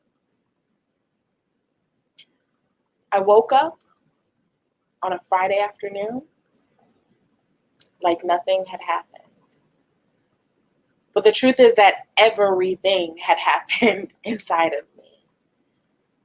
And that day was now 15 years ago. And it still is the defining moment that changed my life. The defining moment that helped me realize that there is purpose. From birth, I've been protected. From birth, there has been a calling on my life. So often we have this fear that somehow if we step away from the path, that we miss out on our calling, we miss out on our purpose. But the truth is, I believe that there is only one path, and it's impossible for you to get off of your chosen path. Every single moment, we get to make a new decision. And even if you get off the path, the fight is not over until you decide to stop fighting. And so that day, I decided to get in the fight. And I dedicated my life to supporting and serving those who are sent here with purpose. Through that, initially I started with this desire to change the world. And I thought everybody was my client, everybody was my calling. And I know that many of you can relate to that you have gone through tremendous pain, you healed through it, and tapped into your purpose. But now, even though you've tapped into your purpose, there's something that isn't quite connecting for really then monetizing your purpose. And so that's what I want to talk about tonight is purpose-driven leaders, purpose-driven healers, coaches, speakers, people who are doing the work of your heart. And you would absolutely do this work for free if you could. I want to talk about how to really create impact while making sure that you're building a sustainable business that allows you to, again, have impact, touch lives, but take care of what you need to. I think that there's this poverty consciousness that somehow says that people who are healers, people who are sent here with a purpose, people who have a testimony and operate out of that testimony, that somehow you're not allowed to be both anointed and abundant. That somehow you're not allowed to be both gifted and wealthy. And so I want to talk about some shifts that need to take place when you are wanting to be in a position of service and, as Onyx, Keesha just shared with us, use your story to help others heal, but you also need to make sure that you get your coins. And so I have been coaching now for about 8 years, and the work that I do is all about helping purpose-driven entrepreneurs, visionaries, thought leaders, experts, change makers, heal your relationship with self, God, and money. I have said several times throughout this that your relationship with anything outside of yourself is a reflection of your relationship with self. And so now that you've done the healing, now that you have gotten to this place where you want to help others thrive, there's a next level of healing that you're being called to, which is truly healing the relationship that you have with receiving. Truly healing the relationship that you have with, again, being paid abundantly for those things that come naturally to you. I hear so often that somehow we are supposed to work hard for our money. And I truly believe that as a healer, it's so important to be in a space of flow. And so if you are a purpose-driven leader who is watching this broadcast, I just want to share with you a few things that happen, first and foremost, when you don't operate from a place of flow. So we know how important it is to make sure that you serve from an overflow and don't serve from an empty cup, right? It's so trendy these days and it has become a cliche. But the truth is that when you are not serving from a place of overflow, you do yourself and the world a disservice. There are people who need to hear your message. But if you're burnt out from the folks who need to hear your message, but you're casting your pearls before swine and they don't value your message, even though they need it, then there's no way that you can truly have the impact that you've been called to. I remember a time several years ago when I had a whole lot of clients. I was going to say a thriving business, but that was so far from the truth. I had a whole lot of clients. I was making a lot of impact. I was working a lot of hours and I was working so hard for my money in straight up hustle mode. And I think about the way that I was able to serve then. And I know that I absolutely helped a lot of people have some really amazing transformations. But I was burnt out.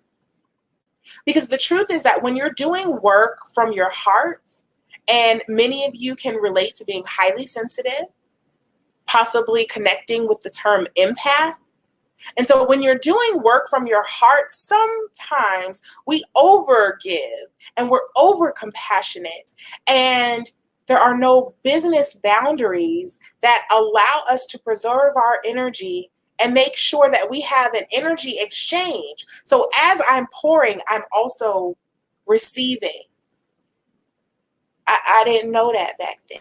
And so what happened was I was changing the world. And it felt so amazing, but I was burnt out. And the truth is I was watching client after client after client quit their job, work full time in their purpose. And after a while, I started kind of getting a little resentful. To date, I have helped my clients manifest a total of $2.7 million. At that time, it probably was closer to about $750,000. And I'm looking at my bank account and I'm looking at my time because I was still working full time because I wasn't making enough in my business to support me walking in purpose full time. And so I'm looking at my bank account, looking at what I had created through my own limiting beliefs that as a healer, I was supposed to be a giver and not a receiver. And it just didn't add up. And so over time, it became harder to show up and serve because it's like, oh, yay, girl. Yes, you had another $20,000 month. That's so amazing. I'm so happy for you. And I know that I probably sound crazy and folks are looking like, what? You felt like that? But I know some of you can relate to that, where you are helping your clients get win after win after win, but you're not showing up for yourself so that you can win. And so I had to learn that in operating in purpose and in operating as a healer, it's first necessary that I take my own medicine. And so the first thing that I did was drop a few of those clients and took myself as my first client. I applied all of my framework to my own life so that I could be a product of my product. I'm a firm believer, and I know you guys see it too. You have folks all up and down your timeline selling TLC, looking like they've never taken a TLC product a day in their life. And this is not in any way to body shame or anything. What I'm saying is, sell me something that you embody. Sell me something that you know works because it works through you. A tree is known by the fruit it bears. And at that time, all of my fruit were shriveled up and fallen to the ground. And so I needed to make a major shift in my business that allowed me to show up fully in my giftedness, to show up fully, authentically, but also preserved energy so that I can serve at a high level, so that I can put on summits like this, so that the decisions that I make are not based on whether or not you come with a check. I can serve at a high level, and at the same time, I can then make decisions from my heart because my money is not tied to what I'm pouring from my heart. Does that make sense? So a few things that needed to shift. Like I said, first and foremost, I needed to become a product of my product. The second thing that I needed to do was really make sure that I set up healthy boundaries and honored my space enough and respected my gift enough to recognize that because it is a gift, it's not for everyone. Everyone is not my charge. Everyone is not my client. I have not been called here to help everyone. I am here to help and to serve those who are ready to take radical action in their lives. I am here to help and to serve those who are ready to put down excuses and do the work.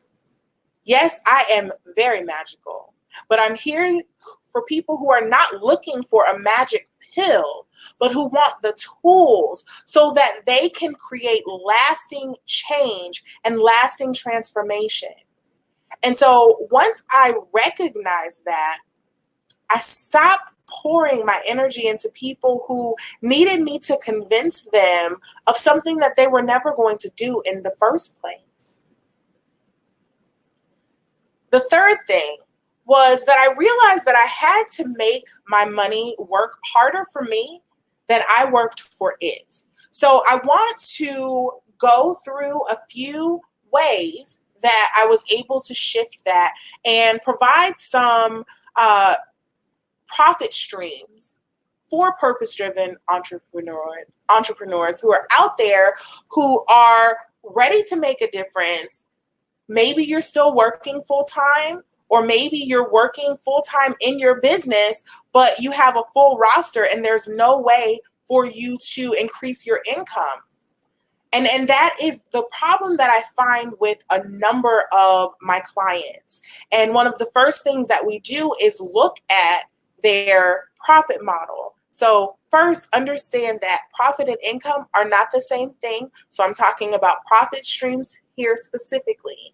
And I'm a firm believer that if it is given in exchange for your time, the cost that you pay in time absolutely eats away at that profit margin, so that sometimes no matter what the pay is, the time is not worth it. So again, these are specifically profit streams that you can incorporate into your business to help you serve at a high level and create the impact that you desire without burning yourself out in the process. After the knockout, but we have to make sure that we're not knocking ourselves out before we even get started. So the first thing that is an amazing profit stream for entrepreneurs who have a story, who are ready to heal the world with your message, is speaking engagements. Onyx Keesha just gave an amazing tip for really using your story for purpose. And so with this, you can turn your expertise into a paycheck. Not only are you able to get people drawn into your message, you know, you always hear about the know, like, and trust factor. So of course, with the speaking engagement, you are bypassing a lot of the time that it would take to move someone from a lead to a prospect to a client, because they get some intimate time with you. They get to feel your energy. So speaking engagements are an amazing way to draw people into your audience. But generally, when you have a speaking engagement, you can sell from the stage. Sometimes you have the opportunity to have a vendor table. So that actually is another profit stream we'll talk about. But speaking engagements are a powerful way to increase your impact while preserving your energy. Another thing that's very powerful, and you probably already do it for free, so now we want to make sure you get your coins with this, is to incorporate affiliate marketing.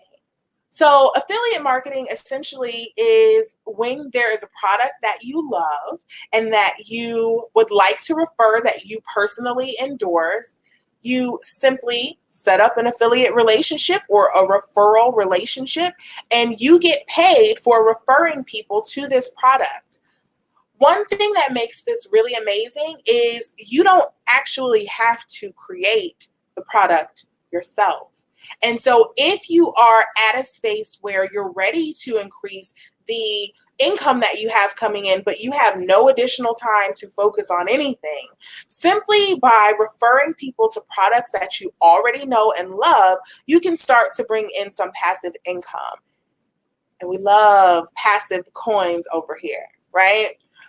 One note that I would give about affiliate marketing is just make sure that you really do endorse it. This is your brand name behind this. So these need to be products that have the quality that you would expect from your own brand. But you're already doing content marketing, most likely for your business. You're probably blogging. You're probably doing some type of video. So affiliate marketing is a really great way for you to just incorporate some additional income without having to do a whole lot more work. Another way to bring in income is through royalties. So I know that Keesha mentioned some courses she has, and I know Ebony also has some courses. And many of you watching have also started to create courses, which, by the way, is an amazing digital stream of income. But if you already have things that you've created, whether it's music, I know that, on YouTube, there are a number of guided meditations, and it is such an amazing way to get your message out. So if you like creating music, then you can sell the license for using that music and get paid on that. You can sell your guided meditations to other coaches. You can sell your courses, of course, the licensing for this. So giving other people the right to use your content, to teach your lessons or whatever it is that you're creating, and you get paid from their use of what you have already created. So another powerful stream of passive income that just allows you to make money so that, again, your decisions don't have to be based on, can I do this work if you have the paycheck? And I absolutely believe in an exchange of energy with your client. So this isn't to say that when you have these streams coming in, you can do the work for free. But there are certain things that we do as leaders that don't come with money. So we need to make sure that the other things come with the coins to cover the things that our heart wants to do. Another really great way to bring in money and really mobilize your following is through advertising. So again, I truly believe that this needs to be a product or service that you fully endorse, that you most likely and hopefully have used yourself, but advertising. And certainly you can sell ad space on your website if you have the traffic. You can sell ad space in any number of venues. But if you don't have any of that, you can sell ad space on your social media. I can't tell you the number of people that reach out to me and ask me to share things. Now, personally, that is not how I choose to use my social media space. Because if I endorse something, it is definitely from a client or it's something that I personally have purchased. And so I'm saying that. So if you were thinking about inboxing me something you want me to advertise, it's not going to happen. However, you can absolutely send an email to the team because I don't turn down opportunities for income. However, so personally, I don't use my social media space in that way. However, if you have a large social media following, it's called influencer marketing. You can go on a live video. I have a client recently who has been getting some traction on her blogs, and she's been having a lot of people send her free products. And so you can take that one step further and actually pitch places that you would like to include or that you would like to promote, and you can pitch to them so that, again, you're using your following to bring in some passive income. Another little known or not spoken about very often form of income is interest and investment revenue. So as business owners, it is important that we make our money work harder for us than we work for it. We already work hard enough. And so it's really important that you are putting your money into vehicles that can pay you back. And so definitely having some form of business investments will be a great way to make sure that you're getting paid without requiring you to put in additional hours at your desk. We talked about vendor tables and we talked about speaking engagement. So physical products is a really, really great way for you to create amazing impact, but not necessarily have to have the energy exchange that you would when you're working with one-on-one clients. I have a number of amazing products that help you with really using tools of intention and tools of manifestation. I have everything from candles to crystal packs to wands to crystal grids.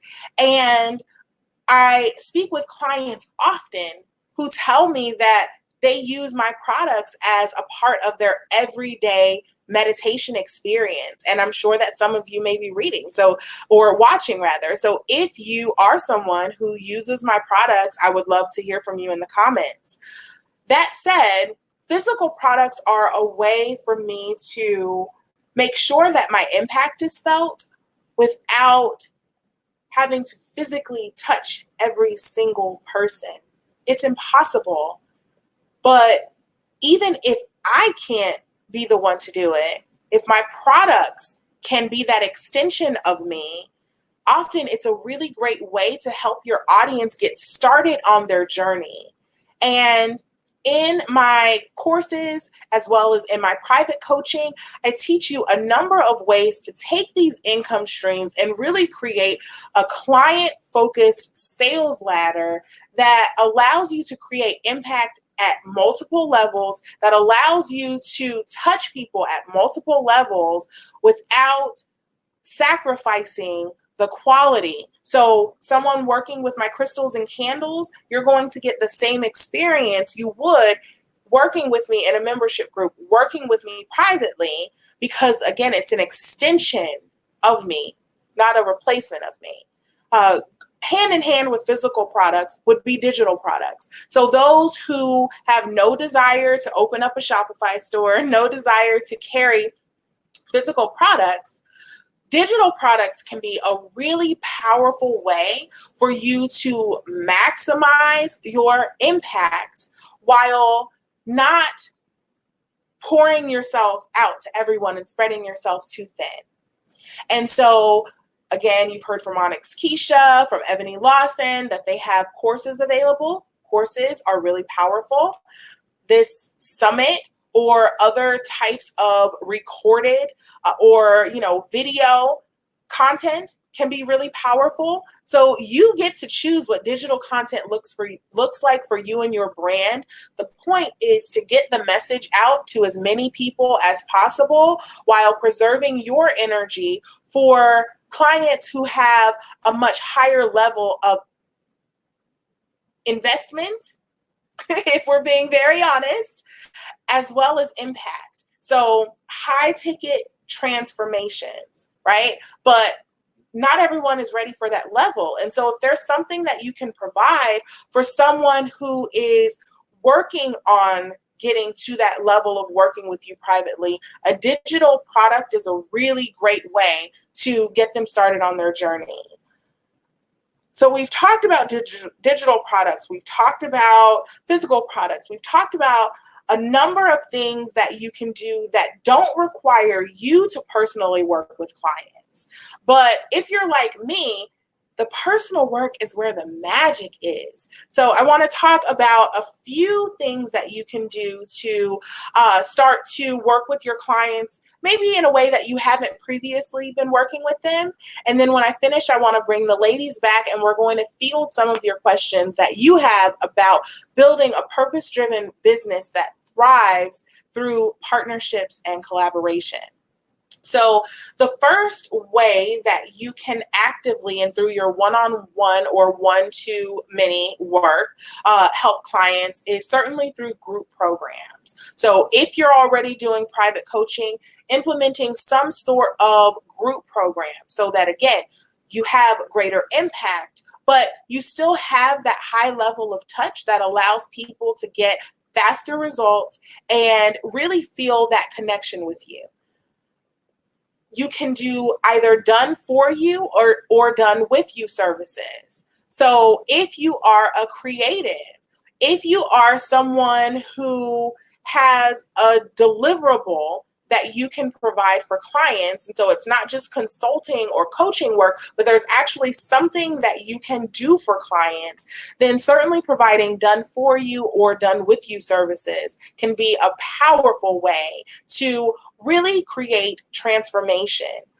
We're working on a few things behind the scenes, but we have some turnkey services that we will be offering very soon for coaches who are listening to this and you know that you want to create some digital content, you know that you want some physical products, but you have no idea where to start. And so one done for you service that we're working on is a turnkey service that allows you to simply come with your giftedness and your magic and come in as talent. And we help you create this digital content. And so that is a powerful done for you service that not only will allow us to impact more people, but through that will allow you to impact more people. So I want you to think about your business model. Is there something that you can take off of your client's plate completely? I'm going to be honest with you. At this phase in my business, I don't want to buy another course. I don't want to learn how to do anything else. I don't have the time. And so for me, it's important to have services that are completely done for me and allow me to focus on the things that I need to focus on to move my business forward. So is there something that you can provide that can take that stress off of your client's plate? If you can't do done for you, is there something that you can provide that will allow you to walk hand in hand with your client so that you are supporting them and you're both showing up and doing the work? Finally, An income stream that many of you are probably familiar with because you're doing it, and it may be the reason that you're already burnt out, is consulting and coaching work one-to-one. And so with this, it's really important to make sure that you have in mind a reasonable level of energy that you're able to invest in your private clients without burnout.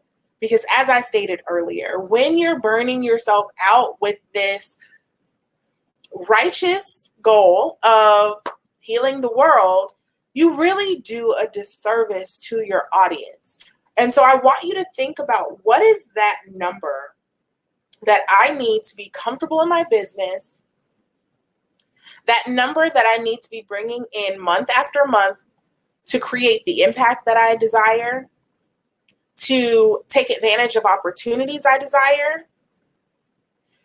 And once you have that number, I want you to think about your highest selling, most popular product or service.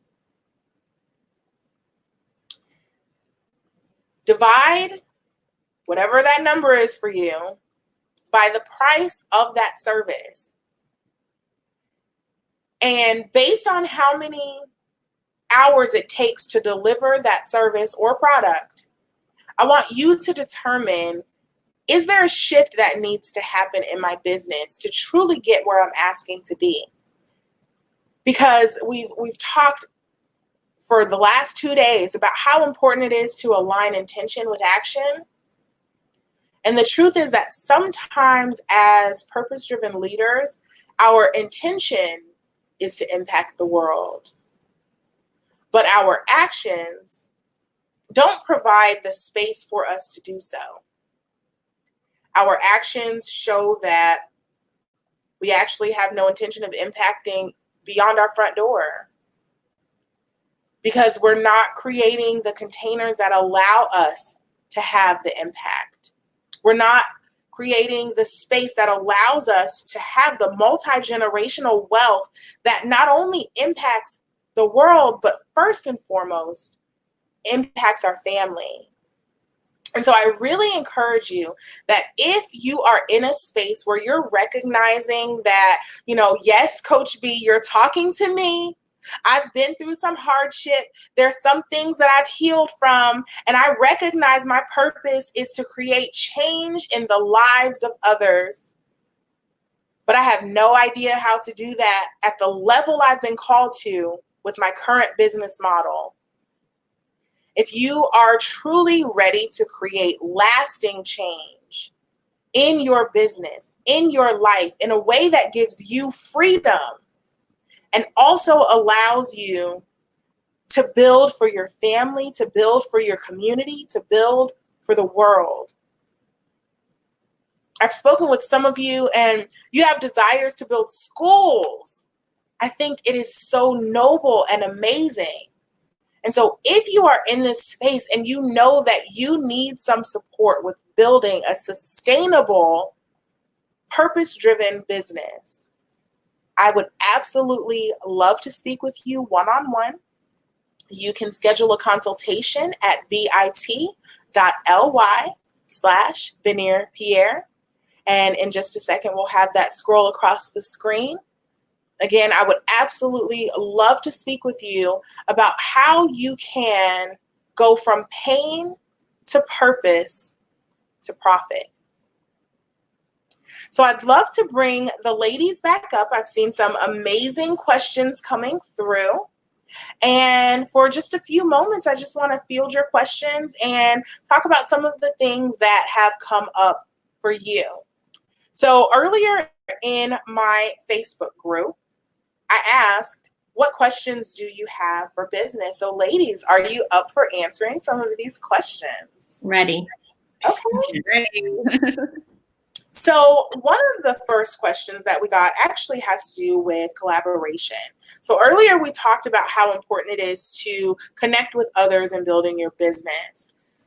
How do you determine what brand is a good fit as you're working on projects and wanting to bring in other businesses? Yeah, I can start with that one. So there's multiple things that I look for, or I recommend people to look for when they're considering partnering with a particular brand. First, it is, what are the intentions of this partnership? So are you trying to get more visibility for an upcoming event or an upcoming conference? Or are you trying to promote a new product? Or are you trying to get them aligned because there is some mission that you guys are aligned on? So figure out, one, what is the intention of this partnership? And then, depending on if you're trying to promote a product or trying to promote an event or a mission, figure out who are the consumers of this product, of this conference, of this mission, and does that brand's audience match the audience that will consume product, event, conference, or mission? So figure out how aligned are you. And then before you, a lot of people make this mistake where they just like, oh, I want to partner with this brand, and then they reach out and they don't know how they want to partner with them. They don't have any insights on the logistics of how it will work. They jump the gun too soon.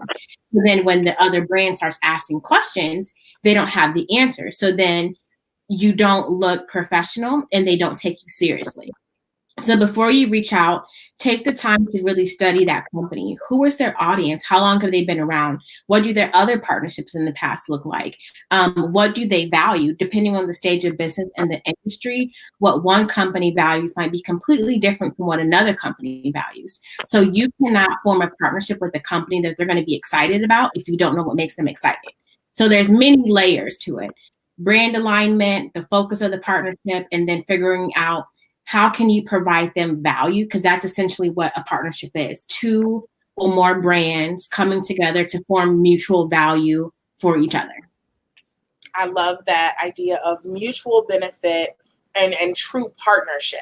Absolutely. Yep. What about you, Onyx? What are some benchmarks you use? So really, first and foremost, I think it's so important to be clear about your brand.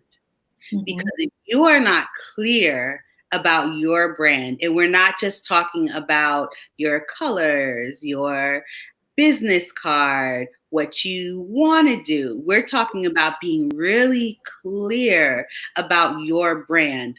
Once that is clear, then I feel like you can start to build partnerships or collaborations with other brands. A lot of times I see people who are so gung-ho to partner and they are not clear about their brand. So yes, it's everything. You got to be clear about what you want. You got to be clear about, what they do. But when you get really clear about your brand, then so many collaborations no longer serve you.